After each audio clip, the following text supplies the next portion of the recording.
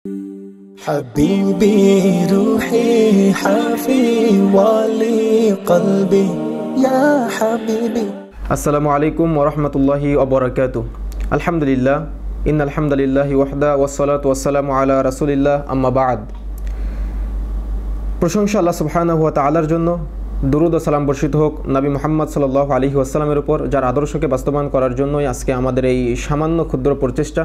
সেই নবী মুহাম্মদ সাল্লাল্লাহু আলাইহি ওয়াসাল্লামের উপর দুরূদ বর্ষিত হোক। সকলে বলি সাল্লাল্লাহু আলাইহি ওয়াসাল্লাম। আমি আজকে আগে থেকে ঘোষণা দিয়েছিলাম যে একটা সংশ্লিষ্ট বিষয়ের উপর লাইভে এসে আপনাদের সাথে কিছু কথা শেয়ার করব ইনশাআল্লাহ। কারণ আজকে আমাদের মাঝে কোরআন ও সহিহ হাদিস প্রচারের ক্ষেত্রে অনেক সময় বিভিন্ন সমস্যা আমাদেরকে দেখা দেয়, যে সমস্যাগুলোকে আমাদেরকে খণ্ডন করা প্রয়োজন এবং সামনের দিন এগিয়ে যাওয়া প্রয়োজন। কারণ জান্নাতে আমাদের সবাইকে একসাথে আমরা যেতে চাই। আমি জান্নাতে যাব বা আমার এক মুসলিম ভাই জান্নাতে যাবে, আমি জাহান্নামে যাব, আমি জান্নাতে যাব, আমার এক মুসলিম ভাই জাহান্নামে যাবে, এটা তো আমরা কেউ চাই না। এই জন্যই আমরা সংক্ষিপ্ত সময়ে আজকে কিছু কথা বলবো। আপনারা এখানে লিখতে থাকেন, আমি আলোচনা শেষ করে সবগুলা কথা আপনাদের শুনবো ইনশাল্লাহ এবং আপনাদের কথাগুলোর উত্তর দিব ইনশাল্লাহ। প্রথমে কিছু কথা বলে নিই। আজকে আলোচনাটা খুবই ব্রেনের ভিতরে ঢুকানোর মতো আলোচনা। এই জন্য যদি আলোচনা শুনেন তাহলে প্রথম শুরু থেকে শেষ পর্যন্ত শোনার প্রয়োজন, কারণ মাঝখানে একটু শুনলে হঠাৎ আপনার মাথা বিগড়ে যেতে পারে। এই জন্য একেবারে শুরু থেকে শেষ পর্যন্ত পুরোটাই শুনতে হবে মনোযোগ সহকারে, তাহলে হয়তো আপনি কিছুটা হলেও আঁচ করতে পারবেন যদি মনোযোগ সহকারে শ্রবণ করেন। আর যদি বের হয়ে যান, আবার শোনেন, আবার যদি ঢোকেন, তাহলে বিষয়টা আমি হয়তো বোঝাতে পারবো না এবং আপনারাও বিভিন্ন রকম মন্তব্য করতে থাকবেন, যেটা আমরা বিভিন্ন সময় দেখে থাকি। এই জন্য একটু আপনারা শুরু থেকে শেষ পর্যন্ত মনোযোগ সহকারে শ্রবণ করার চেষ্টা করবেন। আর একটি অনুরোধ, এগুলো যাতে করে অন্যান্য ভাইদের কাছে পৌঁছে যায়, সেজন্য যেভাবে শেয়ার করা বা গ্রুপে পেজে যাদের সাথে সম্পৃক্ত আছে, শুধুমাত্র দিন প্রচারের স্বার্থে। কারণ আমার একটা কথার মাধ্যমে যদি কোনো ব্যক্তি পরিবর্তন হয়, তাহলে তার একটা নেকি আমার আমলনামায় যুক্ত করা হবে। আপনার মাধ্যমে যদি এটা প্রচার হয়, তাহলেও আপনার এর মাধ্যম যে আপনি প্রচারের, তাহলে তার একটা নেকি আপনার আমলনামায় যুক্ত করা হবে। এই জন্য এখানে অনেক আমার বড় বড় ভাইরা এবং শ্রদ্ধেয় ভাইজানারা এসেছেন, আমি দেখতে পাচ্ছি। তো সবার কাছ থেকে দোয়া নিয়ে শুরু করতে যাচ্ছি। আজকে আলোচনার বিষয় আমি আগে থেকে নির্ধারণ করেছিলাম যে আহলে হাদিসের জন্ম কি 200 বছর আগে, যেটা আজকে আমরা কোরআন ও সহিহ হাদিসের দাওয়াত দিতে গিয়ে আজকে আমরা এই বাধাটির সম্মুখীন হচ্ছি যে আপনাদের বা আজকে যারা সালাফি নামে নামকরণ করছে বা আহলে হাদিস নামে নামকরণ করছে, আজকে আমাদের জন্ম 200 বছর আগে। আসলে আমি একটু জানার চেষ্টা করব যে সাহাবা একরামকে এই নামে পরিচয় দিয়েছিলেন। যদি সাহাবা একরাম থেকে কোনো প্রমাণ না পাই, তাহলে আমরা এই নাম পরিচয় দিব না। আসলে আমাদের কিছু বিষয় জানতে হবে, যে বুঝতে হবে যে আসলে আমরা কিছু বিষয় নিয়ে পড়াশোনা করি না। ওই একজনের কাছ থেকে একজনের কাছ থেকে আরেকজনের কাছ থেকে আরেকজন শুনে এভাবে আমাদের সমাজটা পার হয়েছে বা এভাবে আমাদের জীবন পরিক্রমাটা চলছে। কিন্তু আমাদের উচিত ছিল কোনো একটা বিষয় শোনার পরে বা কোনো একটা বিষয় জানার পরে সেটা নিয়ে যাচাই বাছাই করে তারপরে সেটার দিকে হাত বাড়ানো বা সেটা আমল করা, কিন্তু আমরা সেটা করিনি। এটা হলো আমাদের সবচাইতে বড় ব্যর্থতা বা সবচাইতে বড় ভুল। এজন্য আজকে আমাদের সমাজে আমরা এই ধরনের ঝামেলাগুলোর ভিতরে ধাবিত হচ্ছে। আজকে দেখছেন না কতটা নামে আজকে আমরা বিভক্ত হচ্ছি। কেউ বলি ফিলতলি, কেউ বলি আটরশি, কেউ বলি ফুরফুরা, কেউ বলি দেওবন্দি, কেউ বলি চিশতিয়া, কেউ বলি মুজাদ্দেদিয়া, কেউ বলি নকশাবন্দিয়া, কেউ বলি কাদারিয়া, কেউ বলি শরীয়ত, কেউ বলি মারেফত, কেউ বলি হাকিকত, কেউ বলি তরিকত। কি বলছি না?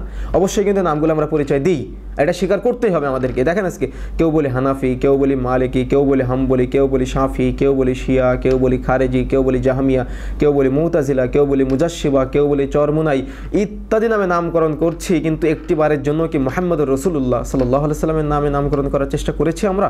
কিন্তু দুঃখজনক হলো সত্য যে যখনই আমি আপনি মুহাম্মদুর রাসূলুল্লাহ সাল্লাল্লাহু আলাইহি সাল্লামের নামে নামকরণ করার চেষ্টা করছি, তখন আমি আপনি গালাগালি শুনছি, তখন আমি আপনি বাধাগ্রস্ত হচ্ছি, আমি আপনি আজকে ষড়যন্ত্রের শিকার হচ্ছি।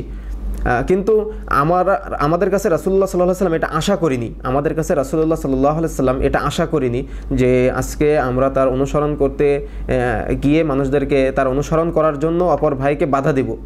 এক ভাই রাসূলের সুন্নাতকে অনুসরণ করছে, সে করুক, কিন্তু আমি তার বাধা হয়ে দাঁড়ালাম কেন? এগুলো হল বিনয়ের প্রশ্ন আপনাদের কাছে আমার। মাথা ঠান্ডা করে আলোচনা শুনতে হবে, তাহলে বুঝতে পারবেন। আজ আলোচনার এখন খুবই গভীর আলোচনা এবং মনোযোগ না থাকলে আপনি আলোচনা বুঝতে পারবেন না আজকে। এজন্য শুরু থেকে শেষ পর্যন্ত একটু মনোযোগ সহকারে শ্রবণ করার চেষ্টা করতে হবে। আমি আজকে বোঝার চেষ্টা করব যে আমরা যে বিভিন্ন সময় বলে থাকি যে সাহাবায়ে কেরাম রাসূল সাল্লাল্লাহু আলাইহি সাল্লামের পরে তো সাহাবায়ে কেরামের যুগ থেকে চলে আসা একটা প্রাচীন ইসলামী আন্দোলনের নাম হলো আহলে হাদিস। এটা আমরা যে বলি গর্ব করে, কিন্তু আসলে এর বাস্তবতা আছে কিনা এটা একটু আমরা জানার চেষ্টা করব বা বোঝার চেষ্টা করব আজকে সংক্ষিপ্ত সময়ে। আপনারা অনেকেই কমেন্ট করেছেন বিভিন্ন রকম, আমি একটু পরে সেদিকে যাচ্ছি। আগে কিছু কথা আমি বলে নিই, আর আপনাদের যদি কিছু আমার আলোচনার ভিতরে কোনো কিছু জানার বা বোঝার থাকে, কোনো কিছু বুঝতে যদি অসুবিধা হয়, তাহলে আমি প্রশ্ন উত্তর দিতে পারি না, সেই জ্ঞান আমার ভিতরে নাই। তারপরেও যতটুকু জানি আজকে আলোচনার ভিতর থেকে সেটা বলার চেষ্টা করবো ইনশাআল্লাহ। হ্যাঁ, যে কথা বলছিলাম যে আমি কিছু বিষয় আজকে টার্গেট করে নিয়ে এসেছি এবং একটু পড়াশোনা করে আপনাদের মাঝে এসেছি, সে বিষয়টা আমাকে উল্লেখ করতেই হবে, না করলে আর আপনারা হয়তো বলতে পারেন যে আপনারা এই কথাগুলো এত রিস্ক নিয়ে বা এত মানুষের গালাগালি শুনে তারপরেও কেন আপনারা বলেন। আসলে দেখেন, কঠিন কিয়ামতের দিন তো বোবা শয়তান হয়ে মরতে চায় না। আমার লেকচারও আপনারা হয়তো দেখেছেন অনলাইনে, যে আমি অনেকগুলো লেকচারের ভিতরে বলেছি যে হাদিসটা আমি উল্লেখ করেছি, তারপরেও আপনাদের মাঝে আজকে হাদিসটা আমি আবারও বলি, কারণ সেই কঠিন কিয়ামতের দিন কিন্তু আমরা বোবা শয়তান হয়ে মরতে চাই না। আল্লাহ রাসূল সাল্লাল্লাহু আলাইহি ওয়াসাল্লামের ওই হাদিসটা আমাদেরকে কাদায়, আল্লাহ রাসূল সাল্লাল্লাহু আলাইহি ওয়াসাল্লামের ওই হাদিসটা আমাদেরকে ব্যথিত করে, আল্লাহ রাসূল সাল্লাল্লাহু আলাইহি ওয়াসাল্লামের ওই হাদিসটা আমাদেরকে সত্য কথাগুলো মুখ দিয়ে বলতে বাধ্য করে। কারণ আমার ঠেকা কিসে, আমার ঠেকা কিসে, কে কী করলো সে তার জন্য, কিন্তু আমার ঠেকা কিসে, আমার ঠেকা ওইখানে। আজকে যদি আমি না বলে মারা যাই, আজকে যদি আপনাদেরকে আমি জানার পরেও যদি আমি সেটা প্রচার না করি, তাহলে কিয়ামতের দিন আমাকে আপনারা ধরে বসবেন। রাসূলুল্লাহ সাল্লাল্লাহু আলাইহি ওয়াসাল্লাম বলছেন, যেদিন মিরাজের রাতে জান্নাত জাহান্নাম ভ্রমণ করতে যাই, আল্লাহ রাসূল দেখে এক শ্রেণীর ব্যক্তিকে জাহান্নামে ডুবানো হচ্ছে, উঠানো হচ্ছে, জাহান্নামের ভিতরে হাবুডুবু খাচ্ছে। আল্লাহ রাসূল জিজ্ঞাসা করছেন জিবরাইলকে, জিবরাইল মান হাওলা, এরা কারা, আজকে এদেরকে কেন এভাবে জাহান্নামের ভিতরে শাস্তি দেওয়া হচ্ছে? তখন জিবরাইল বলছেন, আল্লাহ রাসূল, এরা তারাই যারা আপনার সমাজে বক্তৃতা করে বেড়াতো, আজকে তাদেরকে জাহান্নাম এভাবে ডুবানো হচ্ছে, উঠানো হচ্ছে। আল্লাহ রাসূল সাল্লাল্লাহু আলাইহি ওয়াসাল্লাম সাহাবায়ে কেরামের সামনে এসে বলছেন, সাহাবায়ে কেরাম, কিয়ামতের মাঠে যখন হুজুরকে টানতে টানতে জাহান্নামের দিকে নিয়ে যাওয়া হবে, এমত অবস্থায় হুজুরের অনুসারীরা হুজুরকে বলতে থাকবে, হুজুর আনতা তা'মুরুনা বিল মা'রুফ ওয়া তানহাউনা আনিল মুনকার, হুজুর আপনি তো সৎ কাজের আদেশ দিয়েছিলেন, অসৎ কাজ থেকে নিষেধ করেছিলেন, তো আপনার কেন আজকে অবস্থা, আপনাকে কেন আজকে জাহান্নামে এভাবে নিয়ে যাওয়া হচ্ছে? তখন আল্লাহ রাসূল সাল্লাল্লাহু আলাইহি ওয়াসাল্লাম বলছেন, তখন হুজুর বলতে থাকবে, আমুরুনা বিল মা'রুফ ওয়া তানহাউনা আনিল মুনকার, আমি সৎ কাজের আদেশ দিয়েছিলাম, অসৎ কাজ থেকে নিষেধ করেছিলাম, আমি নিজে পালন করি, আমি জানতাম বিষয়গুলো আমার সামনে ক্লিয়ার ছিল, দীপ্তিমান ছিল, পরিষ্কার ছিল, উজ্জ্বল ছিল, কিন্তু আমি তোমাদের সামনে উপস্থাপন করে নিজে। এই দেখেন কত বড় কথা। এই জন্য এই কথাগুলো আমাদেরকে বলতে হয়, তা না হলে কঠিন কিয়ামতের দিন ওই যে যখনই ওটা বলবে যে আমি জানতাম কিন্তু আমি তোমাদের সামনে উপস্থাপন করিনি, যে তখন হুজুরের সাথে সাথে হুজুরের অনুসারীকেও জাহান্নামে নিক্ষেপ করা হবে, হুজুরের সাথে সাথে হুজুরের অনুসারীকেও জাহান্নামে নিক্ষেপ করা হবে। এই জন্য আপনারা যারা শুনবেন, আপনারা দলিল প্রমাণ সহকারে শ্রবণ করার চেষ্টা করবেন। যদি একটা কোনো কিছু শোনার পরে মনে হয় যে আসলে এটা কোরআনে আছে না হাদিসে আছে, নাকি হুজুর বানিয়ে বলছে, তখন আপনাকে জিজ্ঞাসা করতেই হবে, তা না হলে কঠিন কিয়ামতের দিন ধরা খেয়ে যেতে হবে। কঠিন কিয়ামতের দিন ওই হুজুরের সাথে সাথে আপনাকেও জাহান্নামে নিক্ষেপ করা হবে। এই জন্য বিনয়ের সাথে বলছি, যদি শুনেন তাহলে মানতে হবে, তা না হলে কঠিন কিয়ামতের দিন। আর সবচেয়ে বড় কথা কি জানেন, যে আমার দায়িত্ব আপনার কাছে পৌঁছে দেওয়া, আমার আপনার সাথে তর্ক করার কোনো প্রয়োজন নাই, আপনার সাথে আমার তর্ক করার কোনো প্রয়োজন নাই। আমার প্রয়োজন আপনার কাছে বা কোরআন হাদিসের দাওয়াতটা আপনাদের কাছে পৌঁছে দেওয়া, আমার এটা হলো প্রয়োজন। এখন আমার উদ্দেশ্য আমি আপনার কাছে পৌঁছে দেওয়ার দায়িত্বটা যে সেটা আমি চেষ্টা করব আপনাদের কাছে পৌঁছানোর জন্য। বাকিটুকু মানবেন কি না মানবেন সেটা আপনাদের ব্যক্তিগত বিষয়। এখন শুরু করি। আমি এখানে কিছু বিষয় উল্লেখ করেছি যে আল্লাহ প্রদত্ত জীবন বিধান ইসলাম, যা মানব জাতির কল্যাণের মূল ভিত্তি, এবং শেষ নবী মুহাম্মদ সাল্লাল্লাহু আলাইহি ওয়াসাল্লাম বিশ্ববাসীর সামনে পেশ করেছেন। আল্লাহ রাসূল আল্লাহ রাব্বুল আলামিন নবী মুহাম্মদ সাল্লাল্লাহু আলাইহি ওয়াসাল্লাম সম্পর্কে বলছেন, লাকাদ কানা লাকুম ফি রাসূলিল্লাহি উসওয়াতুন হাসানাহ, তোমাদের জন্য নবী মুহাম্মদ সাল্লাল্লাহু আলাইহি ওয়াসাল্লামের মধ্যে উত্তম আদর্শ নিহিত রয়েছে। অর্থাৎ আমাদের জন্য একমাত্র উত্তম আদর্শ হলেন নবী মুহাম্মদ সাল্লাল্লাহু আলাইহি ওয়াসাল্লাম। এজন্য প্রত্যেকটা সেক্টরে, অর্থনৈতিক জীবনে, সামাজিক জীবনে, রাষ্ট্রীয় জীবনে, ধর্মীয় ক্ষেত্রে, ইবাদতের ক্ষেত্রে, প্রত্যেকটা ক্ষেত্রে আমাদের উচিত নবী মুহাম্মদ সাল্লাল্লাহু আলাইহি ওয়াসাল্লামের আদর্শকে আমাদের মনে প্রাণে আমাদের গেঁথে নেওয়া, রাসূল সাল্লাল্লাহু আলাইহি ওয়াসাল্লামের আদর্শকে আমাদের জীবনে বাস্তবায়ন করা। তাহলে আমরা একটু আজকে আলোচনার দিকে যাওয়ার চেষ্টা করি। রাসূল সাল্লাল্লাহু আলাইহি ওয়াসাল্লামের মৃত্যুর পর এই সমস্ত দেখেন, মুহাম্মদ সাল্লাল্লাহু আলাইহি ওয়াসাল্লামকে কিন্তু বিশ্ববাসীর সামনে পেশ করেছেন, যা মানব জাতির কল্যাণের জন্য আল্লাহ রাব্বুল আলামিন। এবং এ প্রসঙ্গে তিনি বলছেন, যারা এই দিনকে গ্রহণ করবে আল্লাহ রাব্বুল আলামিন তাদের নামকরণ করেছেন মুসলিম। এই আয়াতকে কেন্দ্র করে মূলত আজকে এত কিছু। সূরা হজ্জের ৭৮ নম্বর আয়াত। দেখেন, এ কথা বলতে গিয়ে কিছু কথা বলি। আমি প্রথম কি মুসলিম, তারপর বাংলাদেশি, বুঝতে পারছেন? আমি মুসলিম, আমি আহলুল হাদিস। আজকে এতগুলো নামে মানুষ বিভক্ত হচ্ছে, আমি যে কথা প্রথমে বলছিলাম আপনাকে, আজকে এতগুলো নামে মানুষ আজকে আমরা বিভক্ত হচ্ছি। কিন্তু একটু ব্রেন দিয়ে ভাবার চেষ্টা করেন তো, যে আজকে যে এতগুলো নামে আমি আপনি বিভক্ত হচ্ছি, কিন্তু কোথাও কি এই বাধার সম্মুখীন হচ্ছে যে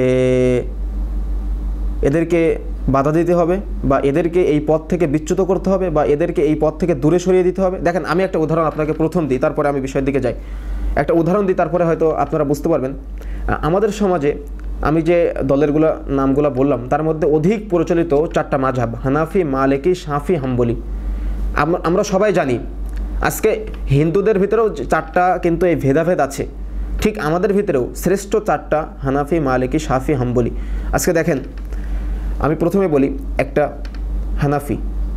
আমরা সবাই শিক্ষিত মানুষ, একটু আমার কথা থেকে বিশ্লেষণ করবেন বা বোঝার চেষ্টা করবেন। হানাফি, তাই না? তাহলে কি আজকে আমরা বলছি যে মাযহাব, এই যে 4টা হানাফি, মালিকি, শাফি, হাম্বলি, 4টা মাযহাব মানা আমাদের জন্য ফরজ। তো আপনার জন্য ফরজ, আমার জন্য ফরজ মেনেই নিলাম আমি। এখন আসি যে ফরজ এটা রাসূল করেছেন নাকি আমরা ফরজ করে নিয়েছি? রাসূলুল্লাহ সাল্লাল্লাহু আলাইহি সাল্লাম মারা যাওয়ার পরে নিঃসন্দেহে ওহী বন্ধ হয়ে গেছে, এটা আমরা সবাই স্বীকার করি। ওহী বন্ধ হয়ে যাওয়ার পরে ফরজ চালু হওয়ার কোনো বিধান আছে কি? আমার জানা নাই, তবে যারা ফরজ করেছে তারা হয়তো বলতে পারে। দ্বিতীয় কথা, রাসূলুল্লাহ সাল্লাল্লাহু আলাইহি সাল্লাম মারা গিয়েছেন 11 হিজরির শুরুতে, গণনার ক্ষেত্রে 10ম হিজরি বললে সুবিধা হয়। ইমাম আবু হানিফা রাহিমাহুল্লাহর জন্ম হচ্ছে 80 হিজরিতে, এখানে মাঝখানে 70 বছরের পার্থক্য। রাসূলুল্লাহ সাল্লাল্লাহু আলাইহি সাল্লাম মারা গিয়েছেন 11 হিজরির শুরুতে, গণনার জন্য 10ম হিজরি ধরলে ভালো হয়। তাহলে রাসূল মারা গিয়েছেন 10ম হিজরিতে, আবু হানিফা রাহিমাহুল্লাহর জন্ম 80 হিজরিতে, মাঝখানে গ্যাপ হলো 70 বছরের। তাহলে রাসূল সাল্লাল্লাহু আলাইহি সাল্লাম মারা যাওয়ার পরে ওহী বন্ধ হয়ে গেছে। রাসূল সাল্লাল্লাহু আলাইহি সাল্লাম মারা যাওয়ার 70 বছর পরে আবু হানিফা রাহিমাহুল্লাহর জন্ম। আবু হানিফা রাহিমাহুল্লাহর জন্মের পরে হানাফি মাযহাবের জন্ম নাকি তার জন্মের আগে হানাফি মাযহাবের জন্ম? নিঃসন্দেহে আবু হানিফা রাহিমাহুল্লাহর জন্মের পরে হানাফি মাযহাবের জন্ম। তা না হলে তার নামে কিভাবে নামকরণ করা হয়? আমি বিষয়টি আপনাদের বোঝাতে পেরেছি কি জানি না। নিঃসন্দেহে আবু হানিফা রাহিমাহুল্লাহর জন্মের পর হানাফি মাযহাবের জন্ম, তা না হলে তার নামে কিভাবে নামকরণ করা হয়? তাহলে রাসূল মারা যাওয়ার পরে ওহী বন্ধ হয়ে গেছে। রাসূল সাল্লাল্লাহু আলাইহি সাল্লাম মারা যাওয়ার পরে যদি ওহী বন্ধ হয়ে যায়, ওহী বন্ধ হয়ে গেল রাসূল মারা যাওয়ার পরে, তাহলে রাসূল সাল্লাল্লাহু আলাইহি সাল্লাম মারা যাওয়ার 70 বছর পরে আবু হানিফা রাহিমাহুল্লাহর জন্ম। আবু হানিফা রাহিমাহুল্লাহর জন্মের পর হানাফি মাযহাবের জন্ম। তাহলে কি চিন্তাতেও আসে না, হাদিস কোরআনে পাওয়া যায় না, কোথায় পেলাম? কোন কোরআনে, কোন হাদিসে, কোথায় আমরা মাযহাবটা ফরজ পেলাম? এমনিতেই চলছে। আজকে আমরা ইমাম সাহেবরাও ইসলামকে বুঝি না, মুসাল্লা ইসলামকে বুঝি না। যে যেদিক থেকে পারছি সে সেদিক থেকে ইসলামকে আজকে আমরা লাথি মারার চেষ্টা করছি। দেখেন, এইভাবে সূক্ষ্মভাবে যদি বিশ্লেষণ করা যায়, তাহলে আমাদের সামনে বিষয়গুলো ক্লিয়ার হয়, আমাদের সামনে বিষয়গুলো দীপ্তিমান হয়, আমাদের সামনে বিষয়গুলো পরিষ্কার হয়, আমাদের সামনে বিষয়গুলো উজ্জ্বল হয়। এজন্য আজকে আলোচনার ভিতরে আমি কয়েকটা দিক উল্লেখ করব। সালফে সালিহিনদের থেকে শুরু করে এবং নাসরুদ্দিন আলবানী রহিমাহুল্লাহ পর্যন্ত আমি কয়েকজনের উক্তি আপনাদের মাঝে শুধুমাত্র উল্লেখ করব, তাহলে হয়তো আপনারা বুঝতে পারবেন। আমরা কাউকে অন্ধ অনুসরণ করি না। যখনই কোনো ব্যক্তির কথা, আমার কথা যদি কোরআন হাদিসের সাথে মিলে যায়, তাহলে সেটা আপনাকে অনুসরণ করতে হবে। যদি না মিলে, তাহলে আপনি সেটা ডাস্টবিনে ছুঁড়ে ফেলে দিন, কোনো আপত্তি নাই। আমাদের কথা যদি কোরআন হাদিসের সাথে মিলে যায়, সেটা মেনে নিন। যদি না মেলে, মানার প্রয়োজন নেই, সেটা ডাস্টবিনে ছুঁড়ে ফেলে দিন, আমাদের কোনো আপত্তি নাই। এখন আমি কয়েকটা নোট করেছি, যেমন আব্দুল্লাহ ইবনে মাসউদ রাদিয়াল্লাহু তাআলা আনহু বলেন, একদা রাসূলুল্লাহ সাল্লাল্লাহু আলাইহি সাল্লাম আমাদেরকে একত্রিত করলেন, অর্থাৎ রাসূল সাল্লাল্লাহু আলাইহি সাল্লাম সাহাবায়ে কেরামকে একত্রিত করলেন। একত্রিত করে রাসূলুল্লাহ সাল্লাল্লাহু আলাইহি সাল্লাম সাহাবায়ে কেরামের সামনে একটি সরল রেখা টানলেন। সরল রেখা টেনে রাসূলুল্লাহ সাল্লাল্লাহু আলাইহি ওয়াসাল্লাম ওই সরল রেখার ডানে বামে অসংখ্য রেখা টানলেন। অসংখ্য রেখা টেনে রাসূলুল্লাহ সাল্লাল্লাহু আলাইহি ওয়াসাল্লাম মাঝখানের রেখায় হাঁটতে রেখে বলছেন, ওয়া আন্না হাযা সিরাতি মুস্তাকিমা ফাত্তাবিউহু ওয়া লা তাত্তাবিউস সুবুলা ফাতাফাররাকা বিকুম আন সাবিলিহি। আল্লাহ রাসূল বলছেন, নিশ্চয় এই সরল পথটি হলো আমার পথ, তোমরা কেবল এই পথের অনুসরণ করবে, অন্য কোনো পথের অনুসরণ করবে না। তা না হলে এই যে অন্য কোনো পথ দেখতে পাচ্ছ, এই পথ তোমাদেরকে বিচ্যুত করে দেবে। এই যে অসংখ্য রেখা দেখতে পাচ্ছ ডানে বামে, এই অসংখ্য রেখার দ্বার প্রান্তে অথবা অসংখ্য রেখার শেষ প্রান্তে মানুষরূপী শয়তান দাঁড়িয়ে আছে, তারা তোমাদেরকে তাদের দিকে আহ্বান করছে। ইন্নালিল্লাহ। দেখেন, তাহলে প্রত্যেকটা জায়গায় এই সরল রেখার ডানে বামে অসংখ্য রেখা দেখতে পাবে। এই অসংখ্য রেখার দ্বার প্রান্তে অথবা অসংখ্য রেখার শেষ প্রান্তে মানুষরূপী শয়তান দাঁড়িয়ে আছে, তারা তোমাদেরকে তাদের দিকে আহ্বান করছে। তার মানে কি, একটি সরল পথ থাকবে, এই সরল পথের ডানে বামে অসংখ্য পথ থাকবে, অসংখ্য ফেরকা থাকবে, অসংখ্য মতবাদ থাকবে। কিন্তু এই অসংখ্য মতবাদ, অসংখ্য ফেরকা, অসংখ্য দল ছেড়ে দিয়ে সরল পথকেই আমাদেরকে গ্রহণ করতে হবে। তাহলে সে কঠিন কিয়ামতের দিন আমরা সুখময় জান্নাত লাভ করতে পারবো। আমি আবারও বলি, অনেকে হয়তো বিষয়টা খুবই জটিল বিষয়, আপনার বুঝতে হয়তো অসুবিধা হবে। যদি কোনো বিষয় বুঝতে অসুবিধা হয় এখানে লিখবেন, আমি আমার সংক্ষিপ্ত জ্ঞানের আলোকে আমি যদি জানা থাকে আমার, তাহলে আমি জানানোর চেষ্টা করব ইনশাআল্লাহ। এখন আসি, এবং অন্য বর্ণনায় এসেছে এক শ্রেণীর আলেম বা দায়ী জাহান্নামের দরজায় দাঁড়িয়ে থেকে আহ্বান করবে। দেখেন এখানে একটা কথা হাদিসের ভিতরে আসছে, যেটা সহিহ বুখারী 7084 নম্বর হাদিস 2য় খণ্ডের ভিতরে আসছে, যেখানে বলা হয়েছে যে আলেম বা দায়ী ওই যে অসংখ্য রেখার দ্বার প্রান্ত অথবা অসংখ্য রেখার শেষ প্রান্তে দাঁড়িয়ে তারা ডাকতে থাকবে। দেখেন, এবং তাদের আহ্বানে যারাই সাড়া দিবে তাদেরকে জাহান্নামে ফেলে দেওয়া হবে। ওই যে অসংখ্য দায়ী তারা কিন্তু আহ্বান করবে, তারা কিন্তু ডাকবে তাদের দিকে, কিন্তু ওই ডাকে যারা অন্ধ হয়ে সাড়া দিবে তাদের সাথে জাহান্নামে নিক্ষিপ্ত হবে। এবং তাদের পরিচয় দিতে গিয়ে রাসূল সাল্লাল্লাহু আলাইহি ওয়াসাল্লাম বলছেন, তাদের দেহ মানুষের মতো কিন্তু তাদের অন্তর হলো শয়তানের। তাদের দেহ মানুষের মতো কিন্তু তাদের অন্তর হলো শয়তানের। দেখেন সাহাবায়ে কেরাম কত চতুর ব্রেনের মানুষ ছিলেন, সঙ্গে সঙ্গে রাসূলের কাছ থেকে কথাগুলো বের করে নিয়েছিলেন। আজকে আমরা তো বিষয়গুলো ভাবার চেষ্টাই করি না, আমরা তো বিষয়গুলো বোঝার চেষ্টাই করি না। আমরা মনে করি যে এই কথাগুলো বলার পরে যদি বুঝি যে আজকে এই কথাগুলো আমার বিপরীত হয়ে যাচ্ছে তাহলে গালিগালাজ করি, যদি দেখা যায় যে কথাগুলো আমার বিপরীত হয়ে যাচ্ছে তাহলে একটা কটু মন্তব্য করি, যদি দেখা যায় যে বিষয়গুলো আমার বিরুদ্ধে হয়ে যাচ্ছে তাহলে একটা বাজে মন্তব্য করে দিই। এটা হলো আজকে আমাদের চাওয়া পাওয়া হয়ে গেছে। কিন্তু আমাদের চাওয়া পাওয়া এমনটা আমরা আশা করি অন্তত আপনাদের কাছে, কারণ আল্লাহ রাসূল সাল্লাল্লাহু আলাইহি ওয়াসাল্লাম বলছেন, আল্লাহ রাব্বুল আলামিন কুল্লা লাইলাতিন ইলা সামাঈদ দুনিয়া, প্রত্যেক রাতের শেষ তৃতীয়াংশে দুনিয়ার আসমানে নেমে আসেন, এসে বলতে থাকেন, তোমরা কে আছো? আমার কাছে সাহায্য চাও, আমি তোমাদেরকে সাহায্য করব। তোমরা কে আছো? আমার কাছে ক্ষমা চাও, আমি তোমাদেরকে ক্ষমা করে দেব। তোমরা কে আছো? আমার কাছে কিছু চাও, আমি তোমাদেরকে তা দান করব। এইভাবে আল্লাহ রাব্বুল আলামিন বলতে থাকেন। আল্লাহ রাসূল সাল্লাল্লাহু আলাইহি ওয়াসাল্লাম বলছেন, আল্লাহ রাব্বুল আলামিন প্রত্যেক রাতে প্রথম অংশে তার হাতকে প্রসারিত করে রাখেন যাতে দিনে পাপ করে তওবা করতে পারে। তিনি দিনে তার হাতকে প্রসারিত করে রাখেন যাতে রাতে পাপকারী তওবা করতে পারে। আর আজকে আমরা তওবা করা নিয়ে বিচলিত হয়ে যাই। আজকে আমরা ভাবি যে আমি পাপ করেছি, আমার কি পাপ ক্ষমা হবে, আমরা এইটা ভাবি। অথচ আল্লাহ রাসূল সাল্লাল্লাহু আলাইহি ওয়াসাল্লাম বলছেন, শেষ জামানা যখন মানুষ সুন্নাতগুলোকে ডাবিয়ে ফেলবে, তখন এক শ্রেণীর ব্যক্তি বা এক শ্রেণীর যুবক বেরিয়ে আসবে যারা ওই ডুবে যাওয়া সুন্নাতগুলোকে উগড়ে তুলবে। আল্লাহ রাসূল বলছেন তাদের জন্য 50 জন শহীদের মর্যাদা রয়েছে। সুবহানাল্লাহি ওয়া বিহামদিহি। আমি আপনি ভাবার চেষ্টা করি না। সাহাবায়ে কেরাম চট করে জিজ্ঞাসা করছেন, ইয়া রাসূলুল্লাহ, তারা কি বদর উহুদ খন্দকে যুদ্ধ করার মতো 50 জন শহীদ, নাকি তাদের যুগের 50 জন শহীদ? আল্লাহ রাসূল বলছেন, সাহাবায়ে কেরাম তারা বদর উহুদ খন্দকে যুদ্ধ করার মতো 50 জন শহীদের মর্যাদা পাবে। সুবহানাল্লাহি ওয়া বিহামদিহি। দেখেন সাহাবায়ে কেরাম মন সন্তুষ্ট না। আল্লাহ রাসূল তার মানে সাহাবায়ে কেরাম, এবং আমরাও তো এটা ভাবি যে আজকে যখন আমরা পাপ করছি, এই পাপটা আমার না হয় 50 জন শহীদের মর্যাদা আমি পেয়েই গেলাম, কিন্তু এই পিছনের এই পাপগুলা কি ক্ষমা হচ্ছে? আল্লাহ রাসূল বলছেন, সাহাবায়ে কেরাম 50 জন শহীদের মর্যাদা পাবে তো পাবে, এই পিছনের যে পাপগুলো সব পাপগুলো নেগেটিভ পরিবর্তন করে দেওয়া হবে। সুবহানাল্লাহি ওয়া বিহামদিহি। এখানে আমার আপনার বিচলিত হওয়ার কিছুই নাই। যদি আমার আপনার বিরুদ্ধে কোনো কথা কোরআন হাদিসের পক্ষে চলে যায়, আপনাকে আমার বিষয় ছেড়ে দিয়ে কোরআন হাদিসের বিধানকে গ্রহণ করতে হবে। তাহলে আমি প্রকৃত মুসলিম হতে পারবো, আমি প্রকৃত মুহাম্মাদি হতে পারবো, আমি প্রকৃত আহলুল হাদিস হতে পারবো, আমি প্রকৃত সালাফি হতে পারবো। এখন আসি, এখন একটি কথা, যে অনেক সময় আমরা বলে থাকি যে আমরাই প্রকৃত হানাফি। ইজা রাআইতু রাজুলান মিন সাহাবিল হাদিস ফাকান্নি রাআইতু নবিয়্য সাল্লাল্লাহু আলাইহি ওয়াসাল্লাম হাইয়া। ইমাম শাফিঈ রাহিমাহুল্লাহর কথা এটা। এই কথাগুলো পরে আসবে। এখন আমি যে বিষয়গুলো আমি আপনাদের সামনে কয়েকটি হাদিস উল্লেখ করব, তারপরে আমি আপনাদেরকে বোঝানোর চেষ্টা করব আসলে এর গুরুত্ব বা এর ব্যবধান বা এর যৌক্তিকতা কতটুকু, তাহলে আপনারা হয়তো বুঝতে পারবেন। দেখেন ওই যে হাদিসটা আগে বললাম যে তাদের অন্তর হলো মানুষের মতো, কিন্তু তাদের দেহটা মানুষের মতো, কিন্তু তাদের অন্তরটা হলো শয়তানের। দেখেন অন্যত্র রাসূলুল্লাহ সাল্লাল্লাহু আলাইহি ওয়াসাল্লাম বলছেন, বানী ইসরাঈলরা বিভক্ত হয়েছিল 72টি দলে, আর আমার উম্মত বিভক্ত হবে 73 দলে, একটি দল ব্যতীত সবাই জাহান্নামে যাবে। এই হাদিসটা আমরা সবাই জানি। হাদিসটা জানি না এমন কোনো ব্যক্তি নাই। রাসূল সাল্লাল্লাহু আলাইহি ওয়াসাল্লাম তারপরে সাহাবায়ে কেরাম জিজ্ঞাসা করছেন সেটি কোন দল। সাহাবায়ে কেরাম সঙ্গে সঙ্গে জিজ্ঞাসা করার সঙ্গে সঙ্গে আল্লাহ রাসূল বলছেন, মা আনা আলাইহিল ইয়াউমা ওয়া আসহাবি, আমিও আমার সাহাবীগণ আজকের দিনে যার উপরে আছি সেই দলটি। দেখেন এখানে একটি কথা, সূক্ষ্ম বিষয় আছে, যে আমি ও আমার সাহাবীগণ আজকের দিনে, তবে রাসূল জীবিত থাকা অবস্থার কথা বোঝানো হয়েছে এখানে।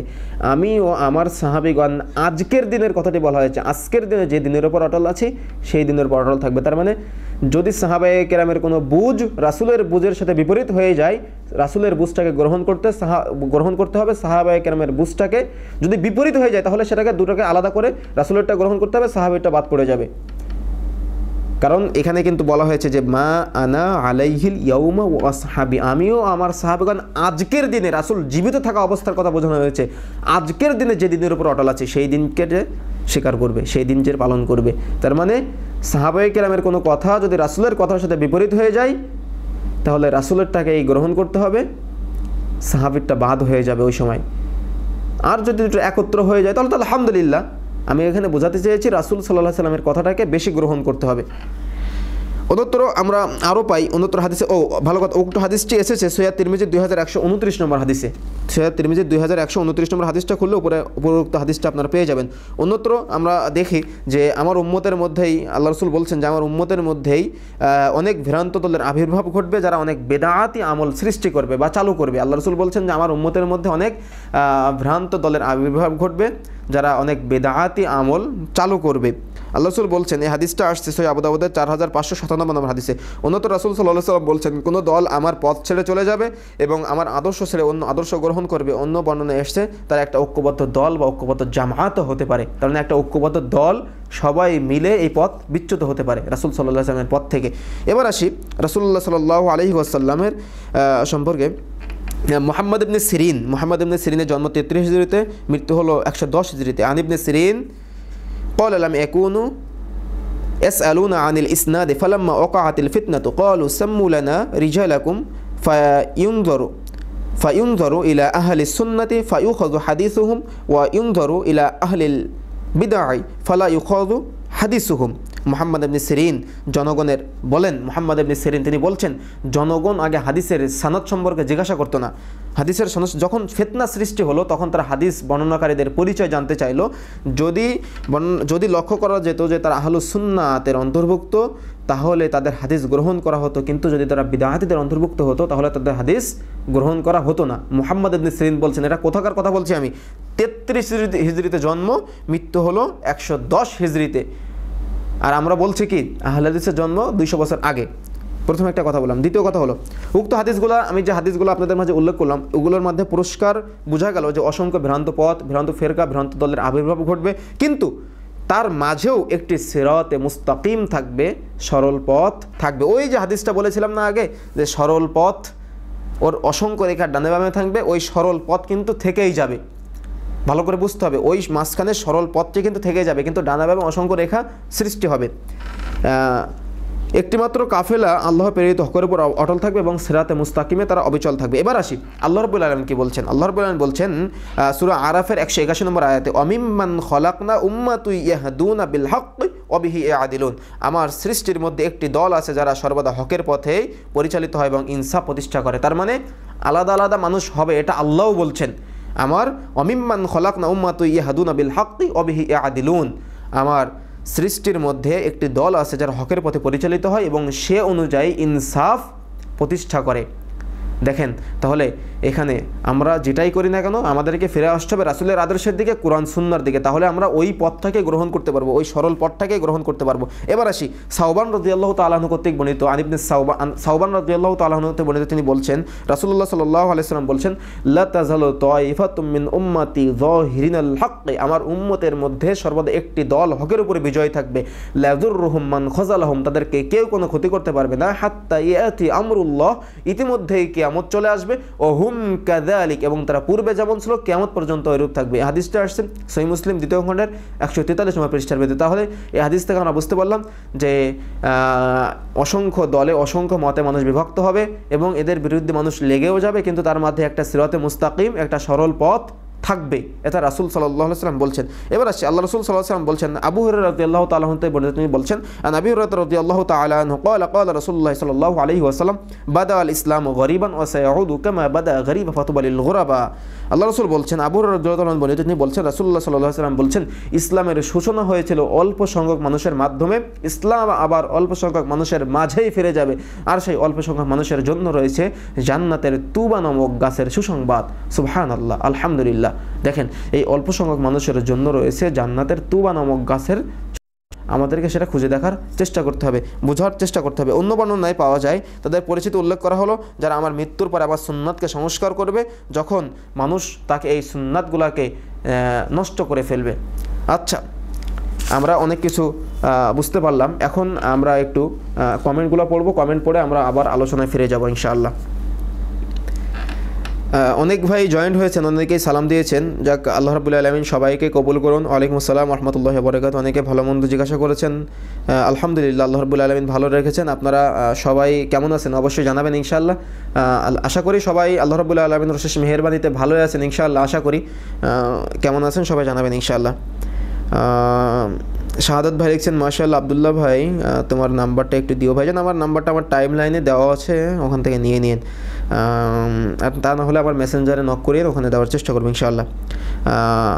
আবু ইসমাইল ভাই লিখছেন যে হিজবুত তাওহীদ নিয়ে কিছু বলার চেষ্টা করুন। আসলে ভাইজান এটা নিয়ে আমি অন্য একদিন লাইভে এসে বিস্তারিত বলার চেষ্টা করবো ইনশাআল্লাহ। আজকে আমি আলোচনার বিষয় নির্ধারণ করেছিলাম আহলে হাদিসের পরিচয়। আহলে হাদিসের জন্ম কি 200 বছর আগে নাকি রাসূল সাল্লাল্লাহু আলাইহি ওয়াসাল্লামের পরে সাহাবায়ে কেরামের যুগ থেকে চলে আসা একটি প্রাচীন ইসলামী আন্দোলনের নাম। আমি এই বিষয়ে আলোচনা করতে চেয়েছিলাম। তো যাক, আলহামদুলিল্লাহ বলেছেন। আসলে এটা এই যে ভ্রান্ত ফেরকাগুলির কথা বললাম, তার মধ্যে এটাও একটি ভ্রান্ত ফেরকা। আজকে মুসলিম নারীদেরকে ঘর থেকে বের করে নিয়ে আজকে রাস্তায় রাস্তায় তাদেরকে ঘোরানো হচ্ছে এবং তাদেরকে আজকে বেপরদার সাথে নারী পুরুষ আজকে বিবাদ মেলামেশা আজকে এবং আজকে ইসলামের বিভিন্ন প্রতিশব্দকে আজকে তারা আলাদা আলাদা করে ফেলছে এবং কোরআন ও সহিহ হাদিসের বিধান যে আমরা মানুষের মাঝে পৌঁছে দিচ্ছি এটার বিপরীতে আজকে তারা কাজ করে যাচ্ছে, যেটা আমরা বিভিন্ন সময় দেখেছি। মুস্তাফিজুর রহমান ভাই সালাম দিয়েছেন এবং আরও অনেক ভাই সালাম দিয়েছেন যে ওয়ালাইকুম আসসালাম রহমতুল্লাহি ওয়া বারাকাতুহু। হুসেন ভাই লিখছেন, আপনি কোথায় আছেন? আমি ভাইজান ইউনাইট টিভির স্টুডিওতে আছি, রাজশাহী স্টুডিওতে। আমাদের ঢাকাতে স্টুডিওর কাজ চলছে, আপনারা দোয়া করবেন। ইউনাইট টিভির ঢাকা বিল্ডিংয়ের কাজ এখনও সম্পূর্ণ হয়নি। আল্লাহ রাব্বুল আলামিন যদি কবুল করেন, কিছু আর্থিক জটিলতা আছে, সেগুলো যদি ঠিক হয় তাহলে আমরা হয়তো 2-1 মাসের ভিতরে কমপ্লিট করতে পারবো ইনশাআল্লাহ। আমজাদ হোসেন ভাই লিখছেন, কেমন আছেন? জি আলহামদুলিল্লাহ, সবারটা একসাথে বলে দিচ্ছি আলহামদুলিল্লাহ, আল্লাহ রাব্বুল আলামিন অনেক ভালো রেখেছেন। আপনারা কেমন আছেন সবাই জানাবেন ইনশাআল্লাহ। যদি আপনাদের আরও কোনো কিছু জানার থাকে আলোচনার ভিতর থেকে তাহলে আপনারা জিজ্ঞাসা করতে পারেন, আমরা পরবর্তীতে আবারও এই বিষয়ে কথা বলবো ইনশাআল্লাহ। আবার আমরা আলোচনার দিকে ফিরে যাই। হ্যাঁ, যে কথা বলছিলাম যে এতক্ষণ যে বিষয়ে আলোচনা করছিলাম, তাহলে আমরা জানতে পারলাম এতক্ষণ আলোচনার ভিতরে আমরা একটি বিষয় ক্লিয়ার হলাম যে এই পথ বা এই কাফেলা রাসূল সাল্লাল্লাহু আলাইহি ওয়াসাল্লামের উপরিক্ত কয়েকটি নামে পরিচালিত হয়েছেন, যেটা আমরা ইতিমধ্যে জেনে ফেলেছি। তার মানে কয়েকটি বিষয় আমরা জানতে পেরেছি। যেখানে আমি এখানে কয়েকটি বিষয় টার্গেট করেছি যে আমিও আমার সাহাবীগণ যে পথে আছি তারাই জান্নাতি। তার মানে রাসূল সাল্লাল্লাহু আলাইহি ওয়াসাল্লাম ও সাহাবীগণ যে পথে আছে সেই পথে প্রতীক হলে আমরা জান্নাতে যেতে পারবো ইনশাআল্লাহ। তারপরে আমি আরেকটা বিষয় উল্লেখ করেছি যে আহলুস সুন্নাহ ওয়াল জামাত সাহাবায়ে কেরামের যুগ থেকে হকপন্থী উক্ত গুণবাচক নামেই পরিচিত হয়েছেন। আজও সেই সম্মানিত ঈর্ষণীয় নামে তারা পরিচিত হচ্ছেন। এই ধারা কিয়ামত পর্যন্ত অব্যাহত থাকবে ইনশাআল্লাহ। এটা কেউ নষ্ট করতে পারবে না। অনেক সময় আজকে দেখেন না যে আজকে আমাদের এই দাওয়াতকে ডাবিয়ে দেওয়ার জন্য অনেক সময় অনেক ভাই দেখা যায় আমাদের এই দাওয়াতটাকে ডাবিয়ে দেওয়ার জন্য অনেক ভাই অনেক সময় উঠে পড়ে লেগে যায়, কিন্তু এটা পারবে না। কারণ আল্লাহ রাসূল সাল্লাল্লাহু আলাইহি ওয়াসাল্লাম এবারে অনেক ভবিষ্যৎবাণী করেছেন, যেগুলো আমরা ইতিমধ্যে জেনে গেছি। এখন আমরা জানার চেষ্টা করব সাহাবায়ে কেরামের যুগ থেকে। তার মানে আহলে হাদিস এই নামটা সাহাবায়ে কেরামের মুখে উচ্চারিত হয়েছিল কি না, বা সাহাবায়ে কেরাম এই নামে পরিচিত হয়েছিলেন কিনা, বা এই নাম সেখান থেকে আসছে কিনা। এখন প্রথম আমি কয়েকটা উল্লেখ করেছি, তার মধ্যে একটা হলো আবু সাঈদ খুদরির। আমরা সবাই সাহাবীকে চিনি। আবু সাঈদ খুদরি রাদিয়াল্লাহু তাআলা আনহুর মৃত্যু হয়েছিল 74 হিজরিতে, আমরা জানি। মুসলিম যুবকদের দেখে আবু সাঈদ খুদরি রাদিয়াল্লাহু তাআলা আনহু খুশি হয়ে বলতেন, আন আবি সাঈদিন আল খুদরি রাদিয়াল্লাহু তাআলা আনহু আন্নাহু কানা ইযা রাআ আশ-শাবাব قال مرحبا بوصية رسول الله صلى الله عليه وسلم أمرنا رسول الله صلى الله عليه وسلم أن نوسع لكم في المجالس وأن نفهمكم الحديث فإنكم خلوفنا وأهل الحديث بعدنا। দেখেন এখানে কত চমৎকার একটি কথা তিনি বলছেন, ভালো করে মনোযোগী হবেন। যে রাসূলুল্লাহ সাল্লাল্লাহু আলাইহি ওয়াসাল্লামের ওসিয়াত অনুযায়ী আবু সাঈদ খুদরি রাদিয়াল্লাহু তাআলা আনহু বলছেন যে রাসূলুল্লাহ সাল্লাল্লাহু আলাইহি ওয়াসাল্লামের ওসিয়াত অনুযায়ী আমি তোমাদেরকে মারহাবা জানাচ্ছি। ভালো করে মনোযোগী হবে। রাসূলুল্লাহ সাল্লাল্লাহু আলাইহি ওয়াসাল্লামের ওসিয়াত অনুযায়ী আমি তোমাদেরকে মারহাবা জানাচ্ছি। রাসূলুল্লাহ সাল্লাল্লাহু আলাইহি ওয়াসাল্লাম আমাদেরকে তোমাদের জন্য মাজলিস প্রশস্ত করার ও তোমাদেরকে হাদিস বোঝানোর জন্য নির্দেশ দিয়ে গেছেন, কেননা তোমরাই আমাদের পরবর্তী বংশধর, পরবর্তী আহলুল হাদিস। কত চমৎকার কথা তিনি বলছেন। আবু সাঈদ খুদরি রাদিয়াল্লাহু তাআলা আনহুর মুখের কথা বলছি আমি, আপনি যাচাই করতে পারেন। বাইহাকে শুআবুল ঈমানের 1741 নম্বর হাদিসটি আপনি খুলে দেখেন, সেখানে বিস্তারিত পাবেন। আল্লাহ রাসূল সাহাবী আবু সাঈদ খুদরি রাদিয়াল্লাহু তাআলা বলছেন, কেননা তোমরাই পরবর্তী আমাদের বংশধর, তোমরাই পরবর্তী আহলুল হাদিস। এটা হলো আবু সাঈদ খুদরি রাদিয়াল্লাহু তাআলা বলছেন। তারপরে আমি কিন্তু যে সালগুলা বলছি, সালগুলো আপনারা খেয়াল করবেন, কারণ আমি কিন্তু শুরু থেকে আমি শেষ পর্যন্ত নিয়ে আসবো সাল উল্লেখ করে, এজন্য আপনারা একটু বোঝার চেষ্টা করবেন। খ্যাতনামা তাবিঈ বিদ্বান ইমাম শাফি রাহিমাহুল্লাহ, যার জন্ম 22 হিজরিতে, মৃত্যু হলো 104 হিজরিতে, সাহাবায়ে কেরামের জামাতকে আহলুল হাদিস বলতেন। এ ব্যাপারে তিনার মুখেই আমরা তার কথা শুনবো যে এখন তিনি বলছেন এই কথা যে এখন যেসব ঘটনা ঘটছে তা যদি আমি আগে জানতাম,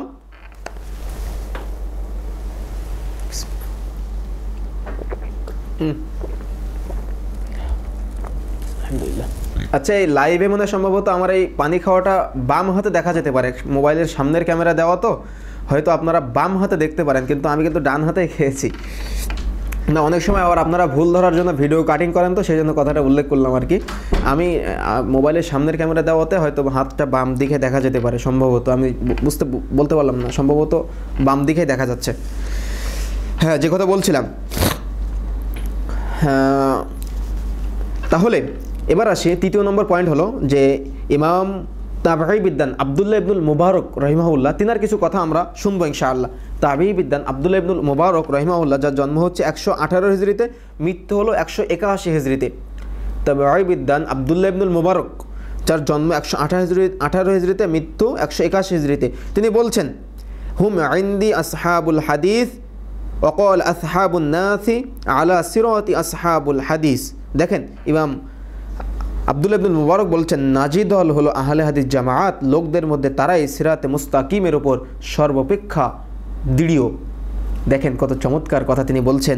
এখানে আসছে শারফু আসহাবিল হাদিসের 15 নম্বর পৃষ্ঠা এবং 33 নম্বর পৃষ্ঠা যদি আপনারা খুলে দেখেন তাহলে আপনারা সেখানে বুঝতে পারবেন। এখানে আমার উস্তাদ শেখ মুজাফফর বিন মুহসিন এখানে খুব সুন্দরভাবে বিষয়গুলো উল্লেখ করেছেন। আপনারা তো বই কিনে পড়েন না, আপনারা ভ্রান্তির বেড়াজাল ইকামতের দিন বইটি পড়বেন। এখানে শেষ দিকে 217 থেকে 230 এর ভিতরে আপনারা বুঝতে পারবেন।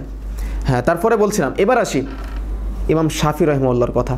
আমরা তো সাহাবীদের যুগ থেকে আমরা বিষয়গুলো উল্লেখ করে নিয়ে আসছি। প্রথমে আবু সাঈদ খুদরির কথা আলোচনা করলাম, তারপরে আসলো ইমাম শাফি রাহিমাহুল্লাহ, তারপরে আসলো আব্দুল্লাহ ইবনুল মুবারক, প্রথমে 47 হিজরি, তারপর 22 থেকে 104 হিজরি, তারপর 118 থেকে 181 হিজরি। এবার আসছি ইমাম শাফি রাহিমাহুল্লাহ। ইমাম শাফি রাহিমাহুল্লাহ, যার জন্ম হচ্ছে 150 হিজরিতে, মৃত্যু 204 হিজরিতে। ইমাম শাফি রাহিমাহুল্লাহ বলছেন, ইদা রাআইতু রাজুলান মিন আসহাবিল হাদিস ফাকাআন্নী রাআইতু নবিয়্য সাল্লাল্লাহু আলাইহি ওয়াসাল্লাম হাইয়া। আমি যখন কোনো আহলুল হাদিসকে দেখি তখন আমি যেন স্বয়ং রাসূলের আদর্শকে জীবন্ত দেখি। সুবহানাল্লাহি ওয়া বিহামদিহি। ইমাম শাফি রাহিমাহুল্লাহকে চিনেন না? কেউ আছেন না কেমন? ইমাম শাফি রাহিমাহুল্লাহ বলছেন, ইমাম শাফি রাহিমাহুল্লাহ জন্ম 150 হিজরিতে, মৃত্যু 204 হিজরিতে। ইমাম শাফি রাহিমাহুল্লাহ বলছেন, ইযা রাআইতু রাজুলান মিন আসহাবিল হাদিস ফাকাআন্নী রাআইতু নবিয়্য সাল্লাল্লাহু আলাইহি ওয়াসাল্লাম হাইয়া। আমি যখন কোনো আহলুল হাদিসকে দেখি তখন আমি যেন স্বয়ং রাসূলের আদর্শকে জীবন্ত দেখি। সুবহানাল্লাহ। ভাইজান, আজকে আমি আহলে হাদিস কারা তাদের পরিচয় দিতে গিয়ে আমি আরও একটি কথা আপনাদের মাঝে বলতে চাই। আমরা হয়তো অনেকেই আমরা জন্মসূত্রে আহলে হাদিস হয়েছি বা জন্মসূত্রে মুহাম্মাদি আহলুল হাদিস সালাফি নামে নামকরণ করছি, কিন্তু এই যে ইমাম শাফি রাহিমাহুল্লাহ একটা কথা বলেছেন, এই কথার মধ্যে কি আমি আপনি আহলুল হাদিস, যে আহলে হাদিস সে আহলে হাদিস কি এর ভিতরে পড়ে? আজকে আমি আপনি মুহাম্মাদি নামে নামকরণ করেছি, আমি আপনি আহলুল হাদিস নামে নামকরণ করেছি, আমি আপনি সালাফি নামে নামকরণ করছি। আমার চেহারার দিকে তাকালে আমি মুহাম্মাদি, আমি আহলুল হাদিস, আমি সালাফি কেউ বলবেই না, এমনিতেই চলছে। শুধুমাত্র বুকে হাত বেঁধে রফউল ইদাইন করে জোরে আমিন বলে কি আহলে হাদিস হওয়া যায়? বুকে হাত বেঁধে রফউল ইদাইন করে জোরে আমিন বলে আহলে হাদিস হওয়ার চেষ্টা করাটা বৃথা। কারণ ইমাম শাফি রাহিমাহুল্লাহ বলছেন এখানে যে আমি যখন আহলুল হাদিসকে দেখি, তার মানে কি আমাদের চেহারাতে তো দাঁড়িয়ে নাই, আমরা আহলে হাদিস নামে নামকরণ করে বসে আছি। অবশ্য মুখের সুন্নাতটা এখন রাখতে পারলাম না, তাহলে এই নামে নামকরণ করার কি কোনো প্রয়োজন আমাদের আছে? কোনো প্রয়োজন নাই। অথচ যদি কোনো ব্যক্তি হানাফি নামে নামকরণ করার পরেও সে যদি কোরআন ও হাদিস মেনে চলে, সে একজন প্রকৃত মুহাম্মাদি, প্রকৃত আহলুল হাদিস, প্রকৃত সালাফি।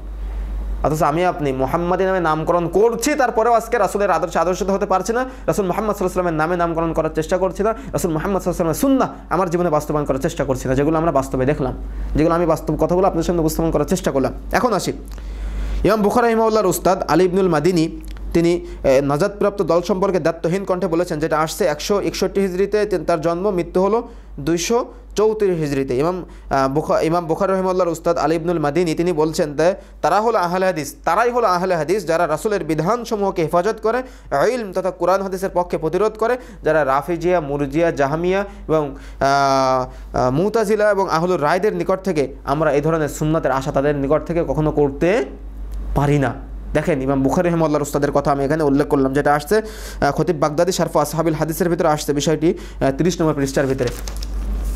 আমি কিছু কমেন্ট আপনাদের পড়ে দিই, তারপরে আবার একটু আলোচনার দিকে যাব ইনশাআল্লাহ। অনেকেই জয়েন্ট হয়েছেন ইতিমধ্যে, আলহামদুলিল্লাহ। রবিল ভাই লিখছেন আলহামদুলিল্লাহ, জি আলহামদুলিল্লাহ। আমজাদ ভাই লিখছেন কেমন আছেন, জি আলহামদুলিল্লাহ ভালো। আপনারা সবাই কেমন আছেন জানাবেন ইনশাআল্লাহ। এমডি রবিল ভাই লিখছেন ফয়সাল ভাইকে অ্যাড করুন। তার মানে বুঝতে পারলাম না বিষয়টা কিসে কি, আসলে আজকে অ্যাড করার কোনো বিষয় নাই এখানে।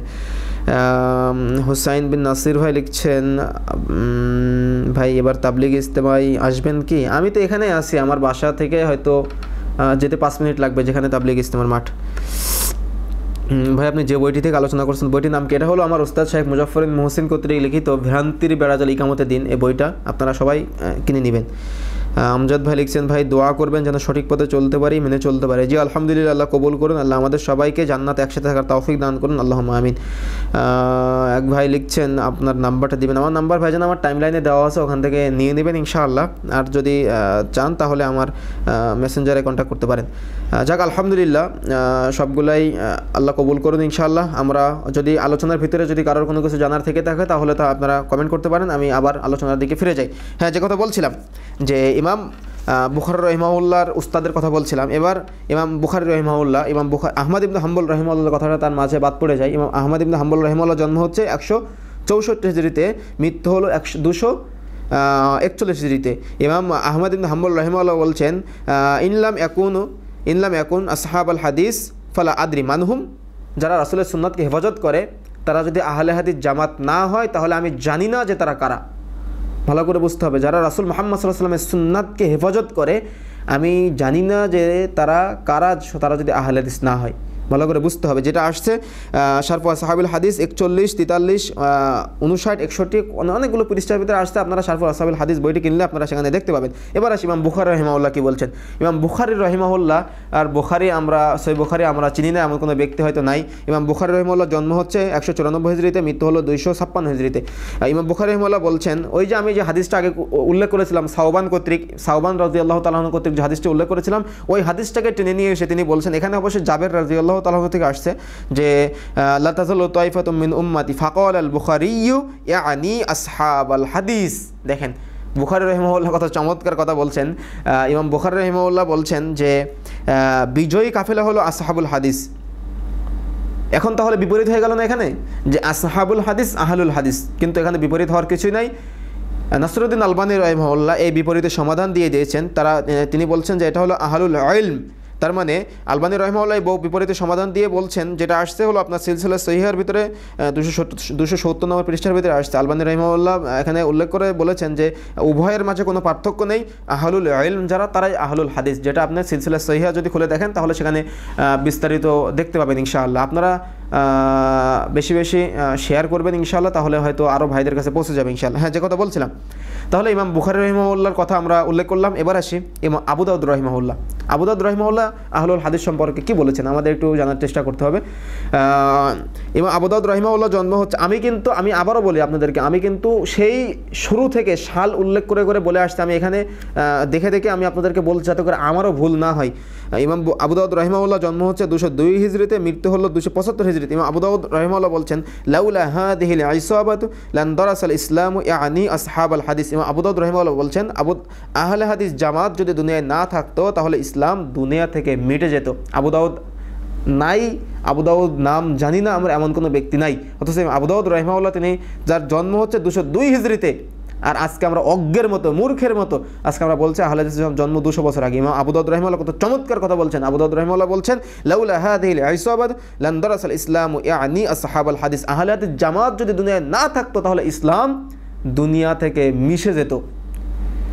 আমি আপনি তো সবসময় কটাক্ষ করে কথা বলি, আমি আপনি তো সবসময় হেউ প্রতিপন্ন করে কথা বলি, আমি আপনি তো সবসময় মানুষকে কীভাবে ছোটো করা যায়, কীভাবে খাটো করা যায় সেটা নিয়ে উল্লেখ করি, অথচ এই সমস্ত বিদ্বানগণ তারা কত উদার মনের মানুষ ছিলেন, কত প্রশান্ত মনের মানুষ ছিলেন। আমরা এই বিষয়গুলো যদি আমাদের মাঝে না আসতো তাহলে আমরা বুঝতে পারতাম, যেটা আসে আসহাবুল হাদিসের 29 নম্বর পৃষ্ঠার ভেতরে। তাহলে আমরা কার কাছে গিয়ে দাওয়াত দিব? কে বুঝবে কথা? কেউ তো বোঝার চেষ্টা করে না, এমনিতেই চলছে। আমরা ওই যে কিচ্ছা কাহিনী আমাদের মাঝে চলে আসছে, দেখছেন না আজকে যে সমস্যাটা আমাদের মাঝে হচ্ছে, শুধুমাত্র মিথ্যা ফজিলতের দোহাই দিয়ে এতদিন পর্যন্ত আপনারা মসজিদে তাদেরকে ঘুরিয়েছেন, তাদেরকে কখনো অসৎ কাজের নিষেধ আপনারা শিখাননি, শুধুমাত্র শিখিয়েছেন সালাত আদায় করতে হবে, শিখিয়েছেন মানুষকে সালাতে ডাকতে হবে, শিখিয়েছেন মানুষকে এই করতে হবে, ওই করতে হবে, ওইটা করলে নেকি, কিন্তু কখনো তাদেরকে শেখাননি যে এইটা করলে পাপ, এইটা করলে পাপ, এইটা করলে তুমি জাহান্নামে যাবে, এইটা করলে মানুষ হত্যা করলে বা মানুষের পিছনে লেলিয়ে গেলে এটা এত বড় পাপ, এটা আপনারা কখনো শেখাননি। এই জন্যই তো আজকে আপনাদের মাঝে আজকে দেখা যাচ্ছে যে এইভাবে আজকে আমরা কয়েকদিন আগে আমরাই জানি বিষয়গুলো, আমরা সবাই হয়তো জানি বিষয়টি যে কয়েকদিন আগে নিজেরাই আজকে আমরা মারামারি আমাদের মাঝে মুসলিম ভাইরাই করলো। কিন্তু কেন? এটা সূক্ষ্ম বিবেক দ্বারা বুঝতে হবে। আজকে আমরা মিথ্যা ফজিলতের ধোকায় আজকে আমরা তাদের পিছে ছুটেছিলাম, কিন্তু তাদের কাছ থেকে আমরা কখনো অসৎ কাজের নিষেধ এই বাক্যটা আমাদের মাথার ভিতরে আসেনি। অথচ আল্লাহ রাব্বুল আলামিন রাসূল সাল্লাল্লাহু আলাইহি ওয়াসাল্লাম পবিত্র কোরআনে হাদিসে যত জায়গায় সৎ কাজের আদেশের কথা বলেছেন, ঠিক পাশাপাশি নাহিয়ানিল মুনকারের কথাটাও বলেছেন, নাহিয়ানিল মুনকারের কথাটা বলেছেন। আমি আপনি তো বোঝার চেষ্টা করিনি, যদি বোঝার চেষ্টা করতাম তাহলে আমার আপনার মনের ভিতরে এই প্রশ্নগুলো ধাক্কা দিত, বা আমার আপনার মনের ভিতরে এই বিষয়গুলো জাগ্রত হতো। যে কথা বলছিলাম যে এখানে আমি আরেকটি বিষয় আপনাদের মাঝে উল্লেখ করব যে আব্দুল কাদের জিলানী রহিমাহুল্লাহকে চিনি না আমরা এমন কোনো ব্যক্তি নাই। তার আগে কমেন্টগুলো পড়ে নিই, তারপরে ওনার কথাগুলো শুনবো ইনশাআল্লাহ। অনেকে নাম্বার চেয়েছেন, ভাইজান আমার নাম্বারটা টাইম লাইনে দেওয়া আছে ইনশাআল্লাহ, সেখান থেকে নিয়ে নেবেন অথবা আমার মেসেজে কন্ট্যাক্ট করবেন, আমি দিয়ে দেবো ইনশাআল্লাহ। আরিফ বিন মনিরুল ইসলাম ভাই লিখছেন, হ্যাঁ ভ্রান্তির বেড়াজালিং আমাদের, হ্যাঁ ভাইজান এই বইটা আপনারা সবাই সংগ্রহ করে নেবেন ইনশাআল্লাহ, মাশাআল্লাহ। রুহুল আমিন ভাই লিখছেন, কয়েকটি হাদিসের বইয়ের নাম বলুন। আপনারা আমি কয়েকটি লেকচারের ভিতরে বলেছি বিষয়টি যে আপনারা চেষ্টা করবেন বুখারী, মুসলিম, আবু দাউদ, নাসাই, তিরমিজি, ইবনু মাজাহ সহ যত হাদিস গ্রন্থ আছে প্রত্যেকটা হাদিস গ্রন্থ আপনাদের মাঝে যেন থাকে, এটা আপনারা চেষ্টা করবেন আপনাদের মাঝে রাখার জন্য, কারণ এটা আমাদের সবারই প্রয়োজন, এটা আমাদের রাখতেই হবে, বিশেষ করে অন্তত এই হাদিসের গ্রন্থগুলো। তারপরে আপনারা রাখবেন professor doctor Mohammad Asadullah Ghalib sir কর্তৃক লিখিত যতগুলো বই আছে সবগুলো বই আপনার কাছে রাখবেন ইনশাআল্লাহ। আব্দুর রাজ্জাক উস্তাজি কর্তৃক যতগুলো বই লেখা আছে সবগুলো বই আপনাদের কাছে রাখার চেষ্টা করবেন ইনশাআল্লাহ, এবং মুজাফফর উস্তাজি কর্তৃক লিখিত যতগুলো বই আছে সবগুলো বই আপনাদের কাছে রাখার চেষ্টা করবেন। শেখ বজলুর রহমান কর্তৃক এবং ডক্টর কাবিরুল ইসলাম, তাছাড়া আরও যারা স্বনামধন্য লেখক আছেন, আবদুল্লাহ শাহিদ আল মাদানী, আব্দুল হামিদ ফাইজি উস্তাদজি সহ, আসলে সব নাম বলে তো পারা যায় না, আপনারা চেষ্টা করবেন অন্তত বিশেষ করে এই সমস্ত ব্যক্তিদের যতগুলো বই আছে সবগুলো বই আপনারা যেন ঘরে ঘরে থাকে। আর এই আহলুল হাদিস সম্পর্কে যদি বিস্তারিত জানতে চান তাহলে ডক্টর মোহাম্মদ আসাদুল্লাহ গালিব স্যার কর্তৃক থিসিস আছে আহলে হাদিসের উৎপত্তি ও ক্রম বিকাশ, আপনারা ওটা সংগ্রহ করতে পারেন, তাহলে আপনারা সেখানে আরও ডিটেলস আপনারা পাবেন ইনশাআল্লাহ। হ্যাঁ, হাবিবুল্লাহ, আল্লাহ সবাইকে বোঝার তৌফিক দান করুন, আল্লাহুম্মা আমিন। আসাদ ভাই, আমি তো দেশের বাইরে থাকি, বইটি তার মানে আরশাদ ভাই, আসলে আমার নাম আবদুল্লাহ, আমার আব্বুর নাম এরশাদ। বইটি কীভাবে পেতে পারি? অ্যাপস যদি থাকে, আসলে পিডিএফ আছে, আপনি চাইলে অনলাইনে গুগলে পিডিএফ জাল হাদিসের ভ্রান্তির বেড়াজাল ইকামতুদ্দিন লিখে সার্চ করলে আপনারা পেয়ে যাবেন ইনশাআল্লাহ। তারপরে পরপরই আরেকটি ভাই লিখছেন, মুজাফফরের লেকচারের তো কথাগুলো আছে, হ্যাঁ আলোচনাটা মুজাফফর উস্তাদের বই থেকেই আমি উপস্থাপন করার চেষ্টা করছি। তারপরে খান সাহেব এক ভাই লিখছেন আহালুল জঙ্গি। এবার আসি, চাক একজন ভাইকে পেলাম। দেখেন,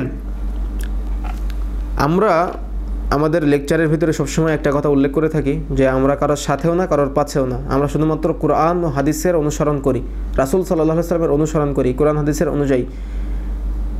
আমাদের কোনো কথা বা আমাদের কোনো বক্তব্যের মাধ্যমে কি আপনারা কখনো বুঝেছেন যে আমরা আপনাদেরকে মানুষ অপরাধ করেছে তার জন্য আমরা হত্যা করার জন্য, বিশেষ করে সহিহ আকীদার কোনো আলেম এই কথা বলেছেন, এ মর্মে কি কোনো প্রমাণ দিতে পারবেন? তাহলে এই কথাগুলো কেন বলেন আপনারা? বরং আমরা সবসময় বলে থাকি, বা আমি তো ছোটো মানুষ, তারপরেও আমরা এই সমস্ত কথাগুলো বিভিন্ন সময় বলে থাকি যে আপনার মাথা যদি ব্যথা হয় তাহলে কি গলাটা কেটে ফেলতে হবে নাকি ওষুধ খেতে হবে? মাথা ব্যথা হলে ওষুধ খেতে হবে, গলা কেটে ফেললে হবে না। কেউ সিগারেট খেয়েছে, সে কী করেছে? তার জন্য জান্নাত হারাম করে ফেলেছে, এই হাদিসটা তাকে শোনাতে হবে। কিন্তু আমি যদি তার গলাটা কেটে ফেলি তাহলে কি মানুষ থাকবে? তাহলে কি জান্নাতে কাকে পাঠাবো? জান্নাতে কাকে নিয়ে যাব আমি আপনি? জান্নাতের পথ কাদেরকে দেখাবো?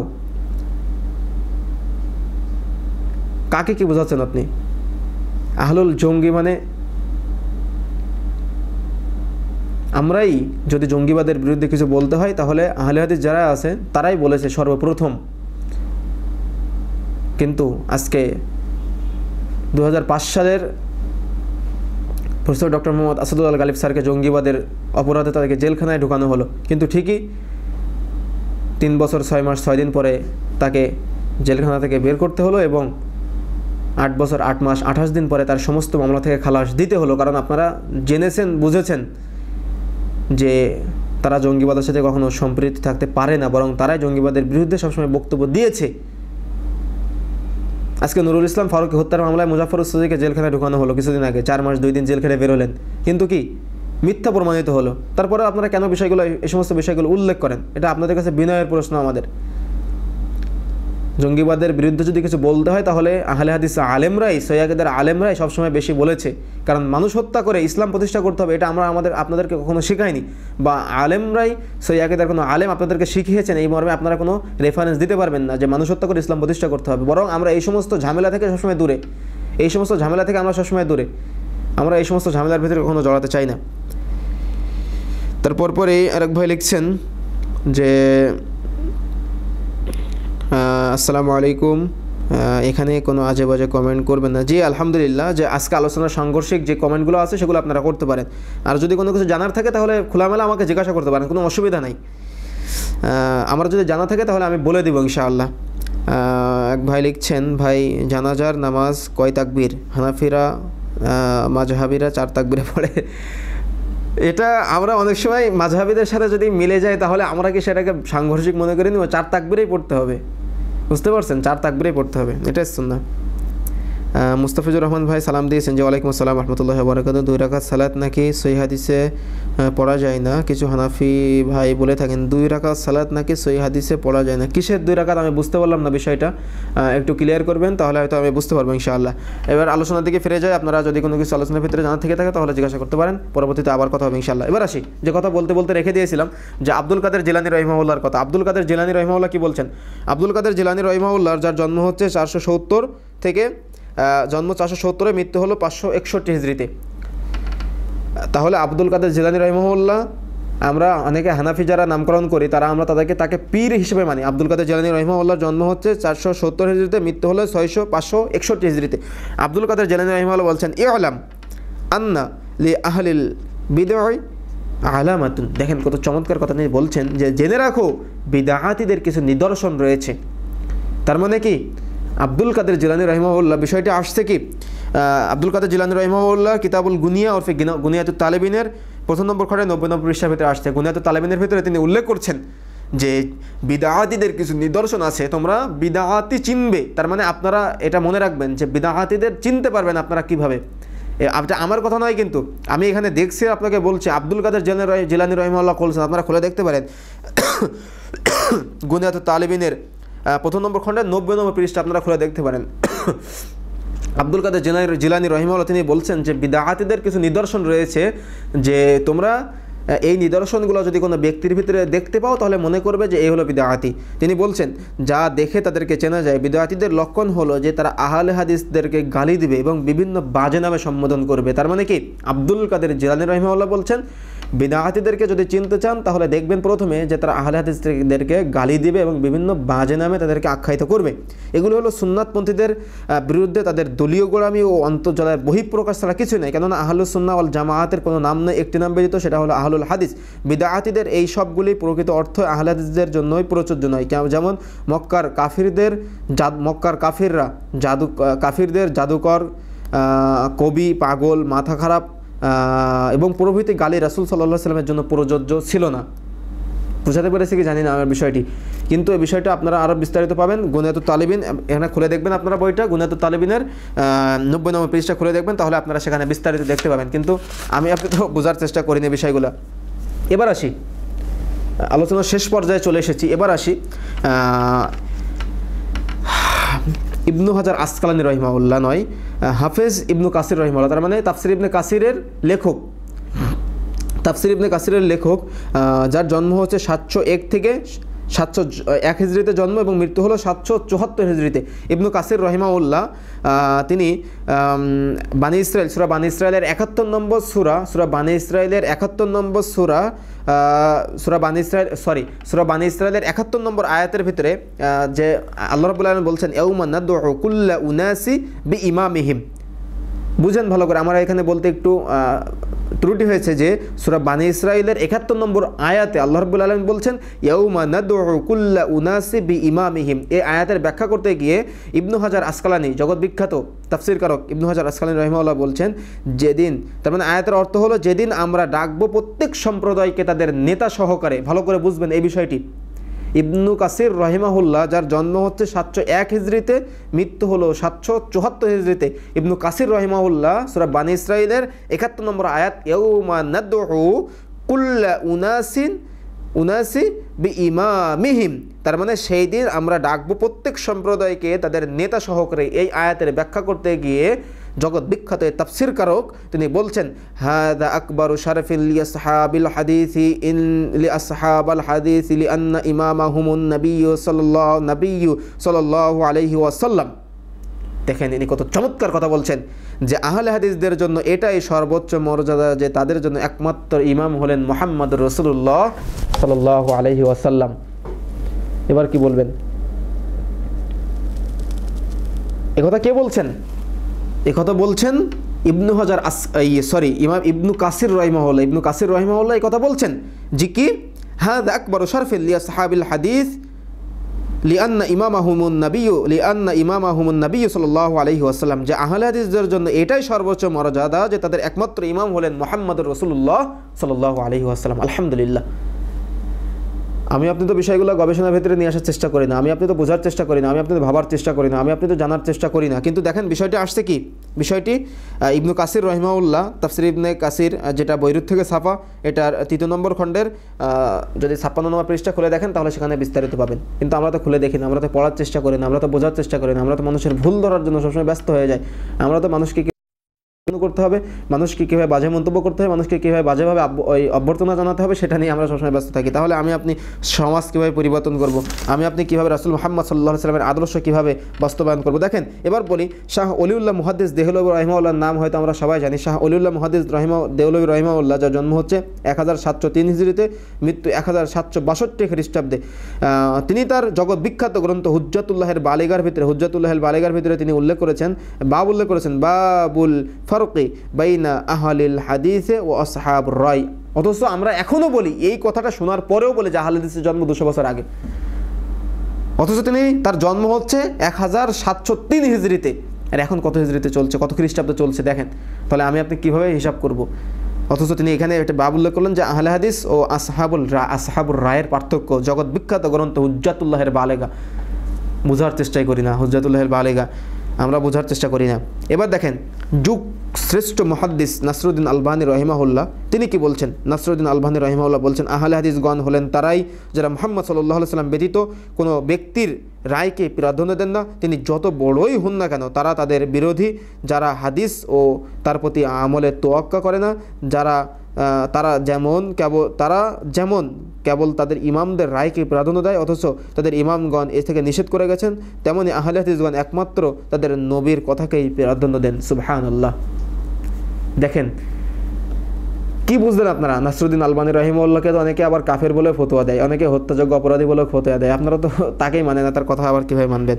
দেখেন অথচ নাসরুদ্দিন আলবানী রহিমাহুল্লাহ তিনি দ্ব্যর্থহীন কণ্ঠেই আবার উল্লেখ করে বলেছেন, তিনি এই কথাটি উল্লেখ করেছেন নাসরুদ্দিন আলবানী রহিমাহুল্লাহ সিলসিলা সহিহার প্রথম নম্বর খণ্ডের 482 নম্বর পৃষ্ঠার 270 নম্বর হাদিস যদি খুলে দেখেন তাহলে সেখানে বিস্তারিত পাবেন। অথচ এখানে তিনি বলছেন যে এই বর্ণনার পর আশ্চর্য হওয়ার কিছু নয়। আগের কথাটি বলার পরে তিনি বলছেন এই বর্ণনায় আশ্চর্য হওয়ার কিছু নয়। আহলে হাদিসরাই সেই বিজয়ী কাফেলা যারা নাজাতপ্রাপ্ত দল এবং যারা নাজাতপ্রাপ্ত দল বরং মধ্যমপন্থী উম্মত এবং যারা মানব জাতির উপর সাক্ষী স্বরূপ। আলহামদুলিল্লাহ। আমি সংক্ষিপ্ত সময়ে কতক্ষণ হবে, এই 56 মিনিট, এখন 1 ঘন্টা হয়নি।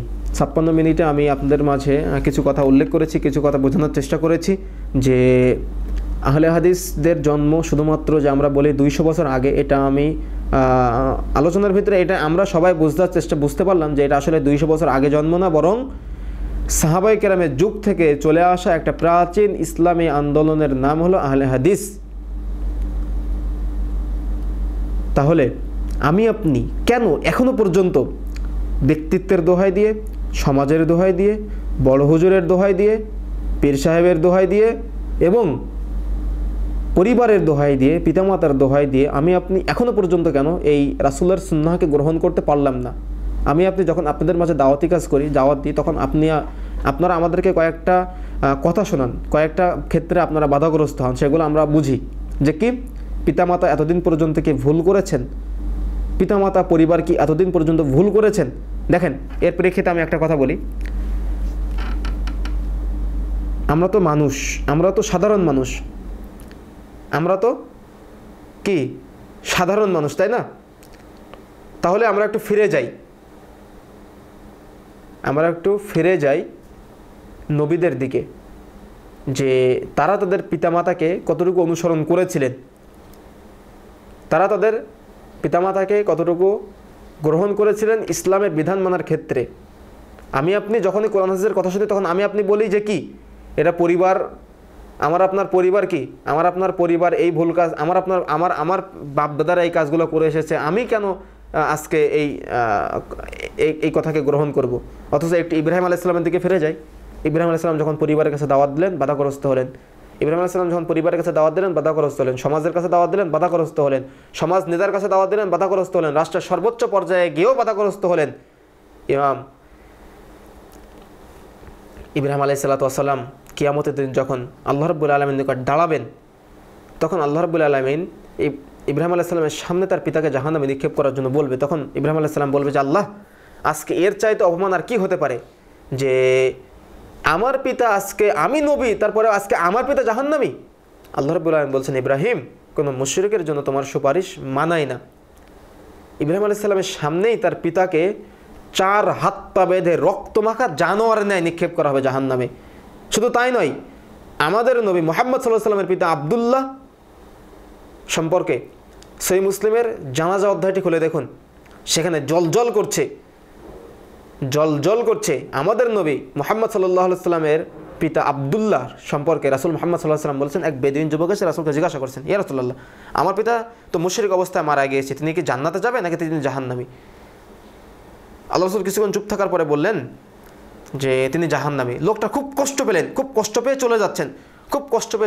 আল্লাহ রাসূল সাল্লাল্লাহু আলাইহি ওয়াসাল্লাম তার কষ্ট দেখে বুঝতে পেরে তাকে ডাক দিয়ে বলছেন যে আমার পিতা এবং তোমার পিতা উভয়ই জাহান্নামী, এখন আপনি কি বলবেন? আমি মুহাম্মদ সাল্লাল্লাহু আলাইহি ওয়াসাল্লামের পিতা আব্দুল্লাহর কথা বলছি। আল্লাহ রাসূল বলছেন যে আমার পিতা তোমার পিতা উভয়ই জাহান্নামী, আর আমি আপনি আজকে বিড়ি সিগারেট খোর, গাঁজাখোর পিতামাতার দোহাই দিয়ে আজকে আমি আপনি ইসলামকে খণ্ডে বিভক্ত করছি। আমি আপনি বোঝার চেষ্টা করছি না, যে পিতা ফজরের সময় মসজিদে আসার জন্য আপনাকে ডাকে না, সেই পিতার দোহাই দিয়ে আজকে আপনি ইসলামের এই চূড়ান্ত বিধানসমূহকে আজকে আপনি অস্বীকার করছেন, বাধাগ্রস্ত করছেন, বোঝার চেষ্টা করছেন না। কে বোঝাবে, কে কাকে বোঝাবে? হ্যাঁ, এই বিষয়গুলো আমরা তো বোঝার চেষ্টা করি না। কমেন্টগুলো একটু পড়ে নিই, তারপরে আবার আলোচনা করবো ইনশাআল্লাহ। অনেকেই জয়েন্ট হয়েছেন ইতিমধ্যে, আলহামদুলিল্লাহ। সবাইকে আল্লাহ রাব্বুল আলামিন আমাদের সবাইকে জান্নাতে একত্রে থাকার তৌফিক দান করুন, আল্লাহুম্মা আমিন। অনেকেই অ্যাড হয়েছেন জামাতে সালাত আদায়। এক ভাই প্রশ্ন করেছেন, জামাতে সালাত আদায় করার ক্ষেত্রে ইমামের দুই পাশে সালাম ফেরানোর পর কি মুক্তাদিরা সালাম ফেরাবে নাকি ইমামের পরপরই?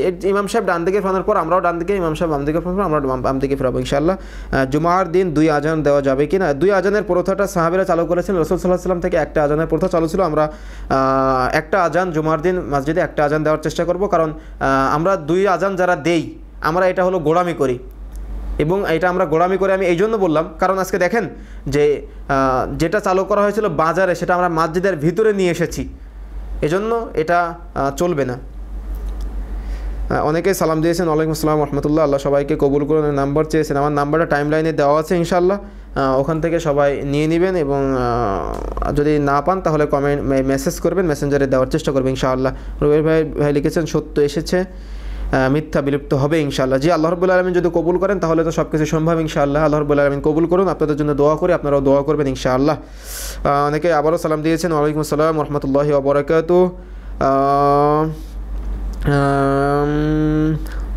অনেকেই ইন্সপায়ার করেছেন, আল্লাহ রাব্বুল আলামিন সবাইকে কবুল করুন ইনশাআল্লাহ। আমাদের এই সামান্য পথ চলাকে আল্লাহ রাব্বুল আলামিন যেন জান্নাত লাভের ওসিলা হিসেবে কবুল করেন। সবার জন্য দোয়া করি, সবাই আমার জন্য দোয়া করবেন, আল্লাহ রাব্বুল আলামিন যেন সবাইকে আমাদের জান্নাতে একত্রে থাকার তৌফিক দান করেন, আল্লাহুম্মা আমিন। হ্যাঁ, যে কথাগুলো বলছিলাম, আপনারা যদি কোনো কিছু জানার থাকে, আমার হয়তো প্রশ্নের উত্তর দেওয়ার মতো কোনো ক্ষমতা নাই, যোগ্যতা নাই, তারপরেও যদি জানা থাকে তাহলে বলার চেষ্টা করবো, যদি জানা না থাকে তাহলে জেনে বলার চেষ্টা করব। এখন আজকে পরিশেষে কয়েকটি কথা আপনাদের মাঝে আমি বিনয়ের সাথে উল্লেখ করব, একটু মনোযোগ সহকারে সবাই শ্রবণ করার চেষ্টা করবেন। আমি আজকে আপনাদেরকে শুরু থেকে শেষ পর্যন্ত কিছু কথা আমি বলেছি, সেই সাহাবায়ে কেরামের যুগ থেকে একেবারে নাসরুদ্দিন আলবানী রহিমাহুল্লাহ পর্যন্ত আমি একেবারে সাল সহ উল্লেখ করে আমি এখানে ওস্তাদের বই থেকে আমি দেখে দেখে বলেছি, যাতে করে আমার কোনো ভুল না হয়, বলার চেষ্টা করেছি। এজন্য আপনারা পুরাটাই ভালো করে বুঝে শোনার চেষ্টা করবেন, তাহলে হয়তো আপনাদের মাঝে বিষয়টা খুবই ক্লিয়ার হবে। এখন শেষে কয়েকটি কথা আপনাদের জন্য, এবং আলোচনার শেষে মনোযোগ সহকারে শ্রবণ করবেন, এই জন্য এটা আপনাকে আমাকে বিষয়টা ভাবতে হবে। কারণ ওই বলছেন, मसलक सुन्नत पे आई सलिक चली जे पे धड़क आई जन्नतुल फिरदौस तक सीधी चली गई ये सड़क सुन्नतेर रास्ताय निर्भये चलो हे पथिक জান্নাতুল ফিরদাউস তোমার জন্য অপেক্ষা করছে। সুবহানাল্লাহ। আমরা যদি সুন্নতের রাস্তায় নির্ভয়ে চলতে পারি আমাদের জন্য জান্নাত অপেক্ষা করবে ইনশাআল্লাহ। এজন্য সুন্নতের রাস্তায় আমাদেরকে নির্ভয়ে চলতে হবে। এই পথ চলাকে শুধুমাত্র জান্নাত লাভের আশায় আমাদেরকে হতে হবে। এখন আপনাদের বা আমাদের মনের কথা এটা যে আমি সালাত আদায় করলাম, বুকে হাত বাঁধলাম, আরেক ভাই তিনি বলছেন যে আমি নাভের নিচে হাতটি বাঁধলাম, তো এখানে আমাদের এত মাথা ব্যথা কেন, তাই না? আল্লাহ রাসূল বলছেন আউয়ালু মা ইউহাসাবু বিল আবদি ইয়াওমাল কিয়ামাতিস সালাত ফাইন সালাহু সাইরু আমালিহি ওয়া ইন ফাসাদাত সাইরু আমালিহি। বান্দার কিয়ামতের মাঠে সর্বপ্রথম যে হিসাবটি নেওয়া হবে সেটা হলো সালাতের হিসাব। যদি সালাতের হিসাব ঠিক হয় সমস্ত আমল ঠিক হয়ে যাবে, সালাতের হিসাব ঠিক না হলে সমস্ত আমল বরবাদ হয়ে যাবে। এই জন্য আমরা আপনাদের মাঝে বিষয়গুলো উপস্থাপন করার, ক্লিয়ার করার এবং পরিষ্কার করার চেষ্টা করি, যাতে করে এই অন্তত সালাতটা যেন রাসূলের পদ্ধতিতে হয়। এই জন্য আমরা বিষয়গুলো আপনাদের মাঝে উপস্থাপন করার চেষ্টা করি, তাছাড়া কিছুই না।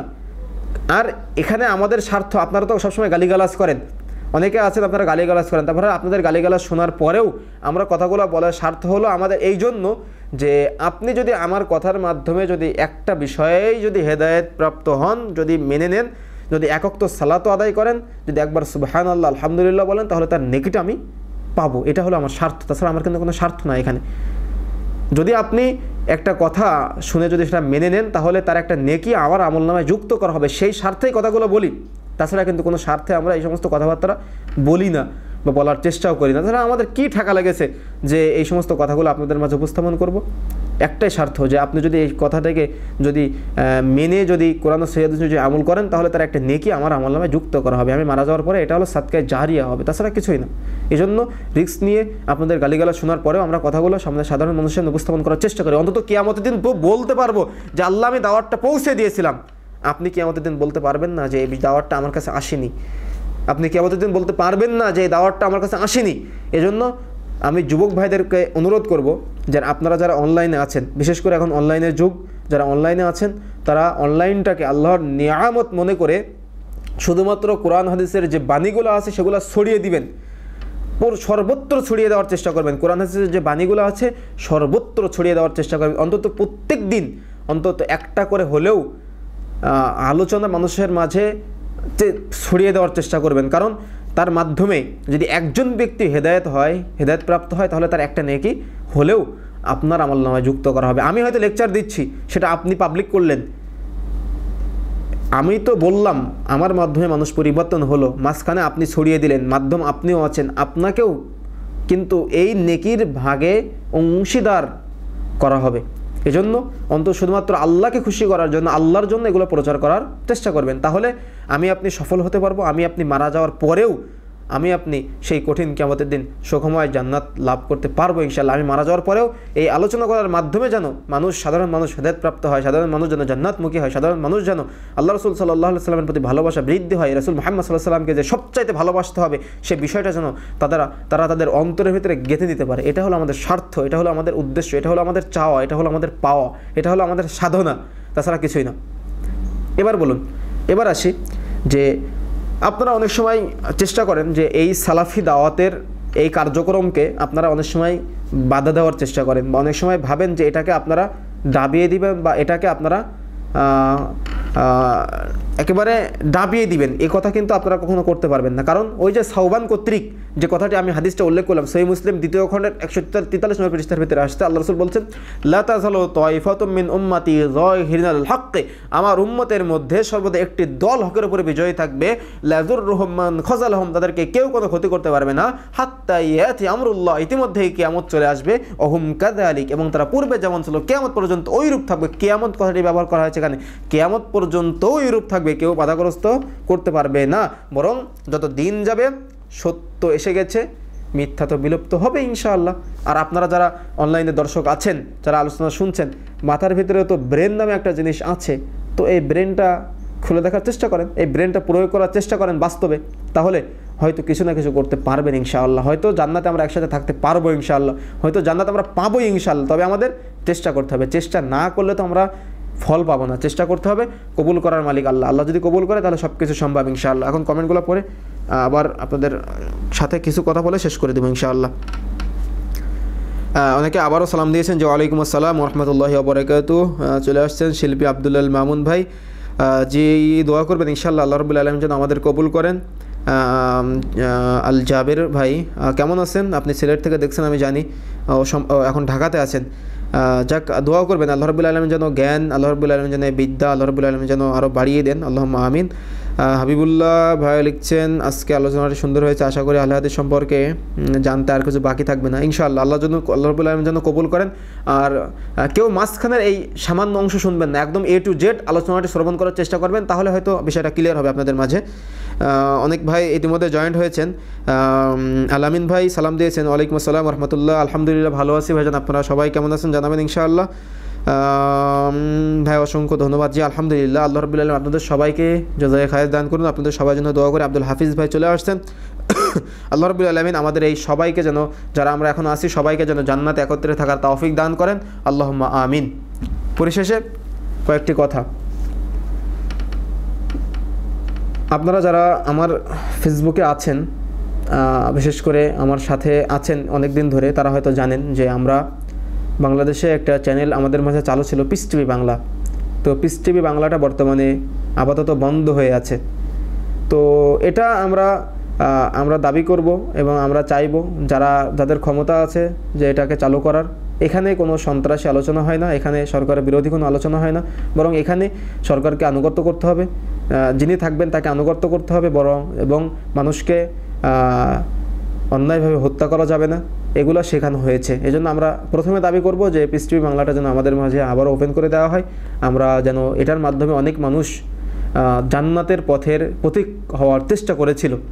আমরা চাইব যে আপনাদেরকে আমরা ভালোবাসি, শুধুমাত্র যদি আল্লাহর জন্য শুধুমাত্র আপনাদেরকে ভালোবাসি, আর ভালোবাসা আরও বেড়ে যাবে যদি আমাদের এই একটাই দাবি, আমাদের মাঝে এই কোরআন সুন্নাহর দ্বারা প্রচারিত এই চ্যানেলটি যেন আমাদের মাঝে চালু করে দেওয়া হয়। কেননা আজকে চ্যানেলটা ঘোরালেই নগ্নতা, অপসংস্কৃতি আমাদের মাঝে আজকে অহরহ ধরে আছে। আমরা কিন্তু চাইলে পারতাম যে এই পিস টিভি বন্ধ হয়েছে এর জন্য মিছিল, মিটিং, মারামারি, রাস্তাঘাট বন্ধ করে দেওয়া, কিন্তু আমরা কিন্তু এগুলো পছন্দ করি না। এটা কিন্তু রাসূলের আদর্শ না, এটা পিস টিভি আমাদেরকে শিখিয়েছে।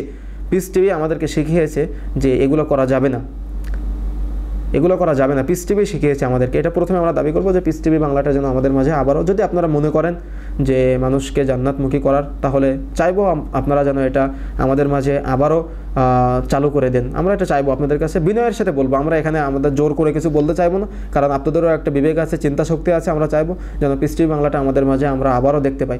দ্বিতীয় কথা, যেহেতু পিস টিভি বাংলাটা বন্ধ, সেহেতু আমরা চাচ্ছি কোরআন হাদিসের এই দাওয়াতটা সাধারণ মানুষের কাছে ঘরে ঘরে পৌঁছে দিতে। এজন্য আমরা চেয়েছি, যেহেতু একটা বন্ধ সেহেতু নতুন করে, কারণ এখনও হয়তো 60টা চ্যানেল 70টা চ্যানেল, তো এই প্রত্যেকটা চ্যানেলে অপসংস্কৃতি নগ্নতা ভরপুর। তো আমরা চেয়েছি পিস টিভি বাংলা যদিও চালু হয় আলহামদুলিল্লাহ, তারপরেও আমরা বাংলাদেশে আলিমদের দিয়ে, যারা উঠতি বয়সী আলেম বা উঠতি বয়সী পড়াশোনা শেষ করে মাথার ভিতরে অনেক বিদ্যা নিয়ে ঘুরে বেড়াচ্ছে, কিছু করতে পারছে না, তাদের দিয়ে আমরা কিছু আলোচনা রেকর্ড নিয়ে আমরা 2017 সালের 7ই মার্চ থেকে শুরু করেছিলাম ইউনাইট টিভি, অর্থাৎ মানবতার কল্যাণে Islamic TV channel unite TV, যেটার মাধ্যমে আমরা শুধুমাত্র কোরআন ও হাদিসে যে বিষয়গুলো আছে সেগুলো মানুষের সামনে উপস্থাপন করার চেষ্টা করছি। এখানে ব্যক্তিগত কোনো রেশারেশি নাই, এখানে সরকার বিরোধী কোনো কথাবার্তা নয়, এখানে জঙ্গিবাদের পক্ষে কোনো কথাবার্তা নয়। শুধুমাত্র কিভাবে ইসলামের বিধানগুলোকে পুঙ্খানুরূপে আমল করা যায়, কিভাবে ইসলামের বিধানগুলোকে মেনে জান্নাতমুখী হওয়া যায়, সেটা আমরা প্রচার করার চেষ্টা করতে শুরু করেছিলাম 2017 সালের 7ই মার্চ থেকে। তো আমি বিভিন্ন সময় কথাগুলো আপনাদের মাঝে বলি যে আমি আল্লাহর কাছে যেটা চেয়েছি সেটা আমি কখনো পাইনি, কিন্তু আল্লাহ আমাকে যেটা দিয়েছেন, আমি যেটা চেয়েছিলাম তার চাইতে ভালোটাই সবসময় দিয়েছেন। তো সেই ধারাবাহিকতায় ইউনাইট টিভির কার্যক্রম 2017 সালের 7ই মার্চ থেকে শুরু করেছিলাম। আজকে 18 সালের মার্চ মাস তো পার হয়ে গেছে, একটা বছর পার হয়ে গেছে, তার মানে আজকে ডিসেম্বর মাস চলছে আলহামদুলিল্লাহ। এ পর্যন্ত আমরা অনেকগুলো কাজ আমরা ইতিমধ্যেই কমপ্লিট করে ফেলেছি। আমাদের কাজগুলো ইতিপূর্বে রাজশাহী থেকে হচ্ছিল এবং আমি এই ইউনাইট টিভির স্টুডিওতে বসে আপনাদের মাঝে কথা বলছি আজকে। তবে আল্লাহ রাব্বুল আলামিন যে এত দ্রুত আমাদেরকে এত সুন্দরভাবে কবুল করবেন, এত সুন্দরভাবে জায়গার ব্যবস্থা করে দিবেন, এত সুন্দর পরিবেশের ব্যবস্থা করে দিবেন, এটা আমরা কখনো কল্পনা করতে পারিনি। যেটা হলো আল্লাহ রাব্বুল আলামিনের কাছে আমরা এক্সট্রা পেয়েছি আলহামদুলিল্লাহ। আল্লাহ রাব্বুল আলামিনের আর সবসময় সবচেয়ে বড় কথা কি, যদি খুলুসিয়াতের সাথে কাজ করি তাহলে আল্লাহ রাব্বুল আলামিন অবশ্যই কবুল করবেন ইনশাআল্লাহ, খুলুসিয়াতের সাথে যদি কাজ করে থাকি।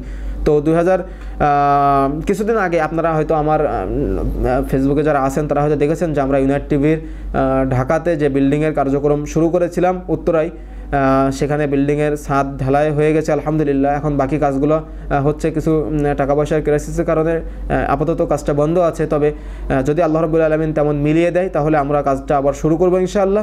তবে আশা করি যে আপনাদের মাঝে এমনও ভাই আছেন যারা শুধুমাত্র জান্নাত লাভের আশায় আল্লাহ রাব্বুল আলামিনকে খুশি করার জন্য আল্লাহ রাব্বুল আলামিনকে, কারণ এর মাধ্যমে একটা ভিডিও যে আপনার দেওয়া টাকায় ক্যামেরাটা কেনা হলো, সেটার মাধ্যমে যতগুলো ভিডিও হবে তার একটা নেকি কিন্তু আপনার বা আমার আমলনামায় যুক্ত করা হবে, কারণ আমি মাধ্যম ছিলাম, আপনার অর্থ। এজন্য আমরা চেষ্টা করব যাতে করে কাজটা আমরা কমপ্লিট করতে পারি, কোরআন ও হাদিসের দাওয়াতটা আমরা যেন সাধারণ মানুষের ঘরে ঘরে পৌঁছে দিতে পারি। আপনাদের সবার কাছে আহ্বান করব যেন সবাই অন্তত পরামর্শ দিবেন এবং বিভিন্ন সময় অন্তত সাথে থাকবেন ইনশাআল্লাহ। যতটুকু সামর্থ্য অনুযায়ী আর্থিক সহযোগিতা করার চেষ্টা করবেন, পরামর্শ তো অবশ্যই দিবেন ইনশাআল্লাহ। এবং এভাবে আমাদের সাথে থেকে আমাদেরকে সামনের দিকে এগিয়ে যেতে আপনারাই ঠেলে দিবেন ইনশাআল্লাহ। তবে বাকিটুকু সবচাইতে বড় কথা হলো যে কবুল করার মালিক আল্লাহ রাব্বুল আলামিন যদি কবুল করেন তাহলে এই কাজ 1 মাস কেন তারও কম দিনের ভিতরে আমরা সফল বা আমরা আরও বড় আকারে বাস্তবায়ন করার চেষ্টা করব। আল্লাহ রাব্বুল আলামিন করে দিবেন ইনশাআল্লাহ। আজকে দেখেন সামান্য হয়তো একটা তালা দিতে, একটা ছাদের ঢালাই দিতে হয়তো আমাদের প্রায় এক তালা কমপ্লিট করতে হয়তো প্রায় 13-14 লক্ষ টাকা খরচ হচ্ছে। এখন এমনও ভাই আপনারা আছেন যে ওটা পুরোটাই একজন দিয়ে দিতে পারেন। তো এমন মন মানসিকতার মানুষ অনেকেই আছেন। তো কবুল করার মালিক আল্লাহ রাব্বুল আলামিন যদি কবুল করে তাহলে বিষয়টা খুব দ্রুতই সম্ভব হবে ইনশাআল্লাহ। কারণ অন্তরের বিষয় আল্লাহ রাব্বুল আলামিন ভালো জানেন, অন্তরের বিষয় আল্লাহ রাব্বুল আলামিন ভালো জানেন। এজন্য আল্লাহ রাব্বুল আলামিন কবুল করলে সব কিছু সম্ভব ইনশাআল্লাহ। আমরা চাইবো আপনারা আমাদের জন্য দোয়া করবেন, আমাদের উত্তম পরামর্শ দিবেন, আমাদের জন্য যে আমাদের আজকে যে একসাথে পথ চলা, এই পথ চলাটা যেন শুধুমাত্র জান্নাত লাভের আশায় হয়। আল্লাহ রাব্বুল আলামিন আমাদের এই সামান্য প্রচেষ্টাকে কবুল করুন, আল্লাহুম্মা আমিন। আমি আপনাদের কমেন্টগুলো পড়ে আবারও কিছু কথা বলে শেষ করে দেব ইনশাআল্লাহ। অনেক ভাই সালাম দিয়েছেন যে ওয়ালাইকুম আসসালাম ওয়া রাহমাতুল্লাহ।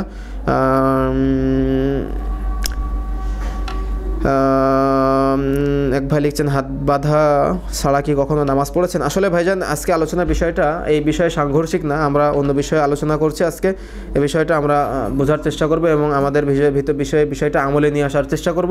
কারণ এটা হলো যে আমি বুকে হাত বেঁধে সালাত আদায় করছি, আমি আল্লাহকে খুশি করার জন্য সালাত আদায় করি, আমি নাবির নিচে হাত বেঁধে সালাত আদায় করি, আমিও আল্লাহকে খুশি করার জন্য সালাত আদায় করি। তবে আমাদের উচিত রাসূলের পদ্ধতিতে হওয়া, যেন আমাদের উচিত রাসূলের পদ্ধতিতে হওয়া। কারণ কিয়ামতের দিন আমি যেন জান্নাতে যেতে পারি সালাতের মাধ্যমেই, এজন্য আমাদের উচিত রাসূলের পদ্ধতিতেই হওয়া। হয়তো আমরা যারা জেনেও ভুল করছি তাদের ক্ষমা হবে কি জানি না, তবে যারা না জেনে ভুল করছি তাদের ব্যাপারটা আল্লাহ রাব্বুল আলামিন ভালো জানেন। আপনি আমার অনেক পছন্দের মানুষ আব্দুর রহিম ভাই, জি আল্লাহ রাব্বুল আলামিন এই ভালোবাসাটা যেন জান্নাত পর্যন্ত আমাদের অব্যাহত রাখে, শুধুমাত্র দুনিয়াতে নয়, এই ভালোবাসার কারণ যেন শুধুমাত্র জান্নাত হয় আল্লাহ রাব্বুল আলামিন। হ্যাঁ, আরেকটি কথা, এখানে এক ভাই লিখেছেন যে ইউনাইট টিভি এর অ্যাপস কী খবর, এই মাসের ভিতরে পাবো কি না? যাক, আলহামদুলিল্লাহ, খুব সুন্দর একটা কথা মনে করে দিলেন। আমরা অ্যাপসের আপডেটটা পেয়েছি আলহামদুলিল্লাহ। অ্যাপস যেমন বাংলা হাদিস, আরেকটি যেমন বাংলা হাদিস, আই হাদিস বা আল কোরআন, এই অ্যাপসগুলো আমরা দেখেছি। ঠিক ওখানে যেমন হাদিস কোরআনের কথাগুলো লেখা আছে, এখানে আপনারা হয়তো ভিডিও আকারে দেখতে পাবেন, আপনাদের হাতের মুঠোয় চলে আসবে ইনশাআল্লাহ। ইউনাইট টিভির অ্যাপসটা আপনারা মোবাইলের ভিতরেই অ্যাপস ইনস্টল করে আপনারা ওখানেই আমাদের ইউনাইট টিভির যতগুলো আলোচক আছে, আলোচকের সব আলোচনা এবং ধারাবাহিক আলোচনা এবং বিষয়ভিত্তিক আলোচনা আপনারা ওখানে পাবেন ইনশাআল্লাহ। সব কিছুই অ্যাপস হয়তো আমরা আশা করি জানুয়ারিতেই আপনাদেরকে দিব ইনশাআল্লাহ, আশা করছি। কারণ এখনও অনেকগুলো কাজ বাকি আছে, ফিচারগুলো অ্যাড করা এবং সব কিছু বাকি আছে, আমরা কাজ দেওয়া আছে। আপনারা আরেকটি কথা, আপনারা যারা অ্যান্ড্রয়েড ফোন ব্যবহার করেন, আমাদের ইউনাইট টিভির অ্যাপস আসলে তো সেটা তো ডাউনলোড করে প্লে স্টোর থেকে ডাউনলোড করে আপনাদের মোবাইলে রাখবেন ইনশাআল্লাহ। তারপরেও আমি যে আলোচনাগুলো করলাম আপনাদের মাঝে, এই আলোচনাগুলো সহ যত আলোচনা আপনারা শুনবেন, সব আলোচনাগুলোকে যাচাই বাছাই করতে হবে আপনাকে। আর আলোচনা যাচাই বাছাই করার জন্য প্রয়োজন কি? হাদিস ঠিক আছে কিনা মিলিয়ে নেওয়া। আর এটা মিলানোর জন্য প্রয়োজন, এখন আপনাদের মাঝে সব সহজ হয়ে গেছে আলহামদুলিল্লাহ। এবং অনেক ভাইয়েরাই আল্লাহ রাব্বুল আলামিনের জন্যই প্লে স্টোরে গিয়ে আপনারা সার্চ করবেন, গুগল প্লে স্টোরে গিয়ে আল হাদিস, আল কোরআন, বাংলা হাদিস, এই তিনটা হাদিস অ্যাপস আপনারা ডাউনলোড করে সেখানে আপনারা হাজার হাজার হাদিসের সমারোহ আপনারা সেখানে পাবেন। আপনারা তাদের জন্য দোয়া করবেন যারা এই অ্যাপসের পেছনে কাজ করেছে। আল্লাহ রাব্বুল আলামিন এই কষ্টর বিনিময়ে যেন তাদেরকে জান্নাত লাভ করেন, জান্নাতে দেন, আল্লাহুম্মা আমিন। আমরা তাদের জন্য দোয়া করব। আসছে কিছুদিনের ভিতরে ইনশাআল্লাহ ইউনাইট টিভির অ্যাপসেও আপনারা আশা করছি অনেক উপকৃত হবেন ইনশাআল্লাহ। আপনাদের জন্য বেশি বেশি দোয়া করি, আপনারা আমাদের জন্য দোয়া করবেন ইনশাআল্লাহ। এবং এই কাজটা আমরা যাতে করে সহজভাবে সম্পূর্ণ করতে পারি, এখানে যে আর্থিক সহযোগিতা এবং বুদ্ধি দিয়ে পরামর্শ এবং সময় দিয়ে পরামর্শ, সময়ের সহযোগিতা এবং সার্বিক সহযোগিতা আপনাদের কাছে আমি ব্যক্তিগতভাবে আপনাদের কাছে কামনা করছি ইনশাআল্লাহ। আল্লাহ রাব্বুল আলামিন যেন আমাদের এই সামান্য পথ চলাকে কবুল করেন, আল্লাহুম্মা আমিন। আরেকটি কথা, আপনারা যারা ইন্ডিয়া থেকে দেখছেন, আমি হয়তো এই মাসের শেষেই আশা করছি ইনশাআল্লাহ পাসপোর্ট 2-1 দিনের ভিতরে পেয়ে যাব, হয়তো ইন্ডিয়াতে আসছি ইনশাআল্লাহ। আপনাদের সাথে সবার সাথে দেখা হবে, এটা হলো আনন্দের খবর ইনশাআল্লাহ। সেখানে কয়েকটা ডেট নেওয়া হয়েছে, আরও কয়েকজন ফোন দিচ্ছে ইনশাআল্লাহ। পাসপোর্ট পেয়ে গেলে ডেট ফিক্সড করবো ইনশাআল্লাহ। আল্লাহ রাব্বুল আলামিন কবুল করুন। আল্লাহ রাব্বুল আলামিন যদি আমাদের কবুল করে তাহলে সব কিছু সম্ভব ইনশাআল্লাহ। ইতিমধ্যে অনেকেই আবার লিখেছেন, আপনার বাবার আলোচনাগুলো আমারও ভালো লাগে। আপনি কি আমার পিতা আব্দুর রাজ্জাক উস্তাদিকে মনে করছেন? আব্দুর রাজ্জাক উস্তাদির ছেলে কিন্তু আরেকটা, উনি কিন্তু আব্দুল্লাহ বিন আব্দুর রাজ্জাক। আমি শুধুমাত্র উস্তাদির ছাত্র, তাছাড়া কিছুই না। এসো জান্নাতের পথে ভাই লিখছেন, জাযাকাল্লাহ খায়র, আল্লাহ আপনাকে উত্তম প্রতিদান দান করুন। আমি ভারত থেকে মাঝে মাঝে লাইভ আসবেন। জি, আপনাদের ভারত ইন্ডিয়াতে আসবো ইনশাআল্লাহ এই মাসের শেষেই, আল্লাহ রাব্বুল আলামিন যদি কবুল করেন, যদি আল্লাহ রাব্বুল আলামিন চাই। মালদা, পশ্চিমবাংলা, কলকাতা কয়েকটা ডেট নেওয়া হয়েছে, আল্লাহ রাব্বুল আলামিন চাইলে দেখা হবে ইনশাআল্লাহ। হ্যাঁ, যে কথা বলছিলাম যে তাহলে আজকে আলোচনা বন্ধ শেষ করেন। তাহলে আজকে আলোচনা এই পর্যায়ে আমরা আপনাদের কাছে বিদায় নিতে হবে, কারণ অনেক রাত হয়েছে, প্রায় 1 ঘন্টার বেশি আলোচনা হয়ে গেছে। আমরা চাইবো আপনাদের কাছে আপনারা যেন আমাদের জন্য দোয়া করেন। আল্লাহ রাব্বুল আলামিন আমাদের এই সবাইকে একটু পরে আপনাদের কাছে আমরা চাইবো আপনারা আমাদের জন্য বেশি বেশি দোয়া করবেন। আল্লাহ রাব্বুল আলামিন যেন আমাদের এই সামান্য প্রচেষ্টাকে জান্নাত লাভের ওসিলা হিসেবে কবুল করেন। কারণ আল্লাহ রাব্বুল আলামিন যদি কবুল করে তাহলে সব কিছু সম্ভব। আল্লাহ রাব্বুল আলামিন যদি কবুল করে তাহলে আমরা অবশ্যই জান্নাতে যাব। আমাদের সামান্য আমলের বিনিময়ে যেন কঠিন কিয়ামতের দিন আল্লাহ রাব্বুল আলামিন আমাদের সুখময় জান্নাত লাভ করা তৌফিক দান করেন। আজকে এতক্ষণ যাবত, এই 1 ঘন্টা যাবত অনেকেই দেখছি যে অনেকেই শুরু থেকে শেষ পর্যন্ত আসেন। তো আপনাদের জন্য অন্তর থেকে দোয়া করি, এই ভালোবাসা এই চাহনিটা যেন জান্নাত পর্যন্ত অব্যাহত থাকে। আল্লাহ রাব্বুল আলামিন আমাদের এই ভালোবাসাটা যেন জান্নাত পর্যন্ত অব্যাহত থাকার তৌফিক দান করেন, রাখার তৌফিক দান করেন। আল্লাহুম্মা আমিন। এই আশা, এই দাবি, এই দাওয়া নিয়ে আপনাদের কাছে বিনয়ের সাথে অনুরোধ করব, আপনারা যারা অনলাইনে আছেন আপনারা সবসময় ইউনাইট টিভির কার্যক্রম, ইউনাইট টিভির ভিডিওগুলো বেশি বেশি প্রচার করার চেষ্টা করবেন। আর আমাদের ভিডিওগুলো সব আপনারা বিভিন্ন জায়গায় ইউটিউবেও যদি আপনারা ডাউনলোড করে প্রচার করেন কোনো সমস্যা নাই, আমাদের সবগুলো খোলামেলা দেওয়া একদম শুধুমাত্র দাওয়াতের উদ্দেশ্যে। অনেকে আছেন যে অনেকে ইউটিউব চ্যানেল বন্ধ করে রাখে, সেখান থেকে ডাউনলোড করে নিজের চ্যানেলে আপলোড করা যায় না। আপনারা আমাদের ইউনাইট টিভির ইউটিউব চ্যানেল থেকে ভিডিও ডাউনলোড করে সেটা যে কোনো জায়গায় যে কোনোভাবে প্রচার করতে পারেন, কোনো বাধা নাই, যে কোনোভাবে প্রচার করতে পারেন, কোনো সমস্যা নেই। শুধুমাত্র আমাদের উদ্দেশ্য প্রচার, আমাদের কাজটা মানুষের কাছে পৌঁছে দেওয়া। আর মানা বা না মানা সেটা তার ব্যক্তিগত ব্যাপার। আল্লাহ রাব্বুল আলামিন যদি কবুল করেন তাহলে হেদায়েত হবে, আল্লাহ রাব্বুল আলামিন কবুল না করলে, তার অন্তরে মোহর মারা থাকলে সেটা তার ব্যক্তিগত বিষয়, তার দিকে যেতে যাচ্ছে না। তবে আমাদের উদ্দেশ্য দাওয়াতটা পৌঁছে দেওয়া। কবুল করেন মালিক আল্লাহ। আল্লাহ রাব্বুল আলামিন কবুল করুন, আমাদের জন্য অন্তর থেকে দোয়া করবেন। আল্লাহ রাব্বুল আলামিন যেন আমাদের এই সামান্য প্রচেষ্টাকে শুধুমাত্র জান্নাত লাভের আশায় করার তৌফিক দান করেন, আমাদেরকে যেন খুলুসিয়াতের সাথে বাকি কাজগুলো এবং বাকি পরবর্তীতে যে কাজগুলো আছে সবগুলো কাজ যেন করার তৌফিক দান করেন। আমাদের সবার ভুল ত্রুটিগুলো ক্ষমা করে দেন। এতক্ষণ যাবত যারা লাইভে একসাথে ছিলেন সবাইকে আল্লাহ রাব্বুল আলামিন আমাদের সবাইকে যেন জান্নাতে একত্রে থাকার তৌফিক দান করেন। সবার জন্য দোয়া করি, আমার জন্য দোয়া করবেন। আল্লাহ রাব্বুল আলামিন আমাদের এই সামান্য পথ চলাকে কঠিন কিয়ামতের দিন সুখময় জান্নাত লাভ করার তৌফিক এবং মাধ্যম হিসেবে যেন কবুল করেন। আল্লাহুম্মা আমিন। ওয়া আখিরি দাওয়ানা আনিল হামদুলিল্লাহি রাব্বিল আলামিন। ওয়াসসালামু আলাইকুম ওয়া রাহমাতুল্লাহি ওয়া বারাকাতুহু।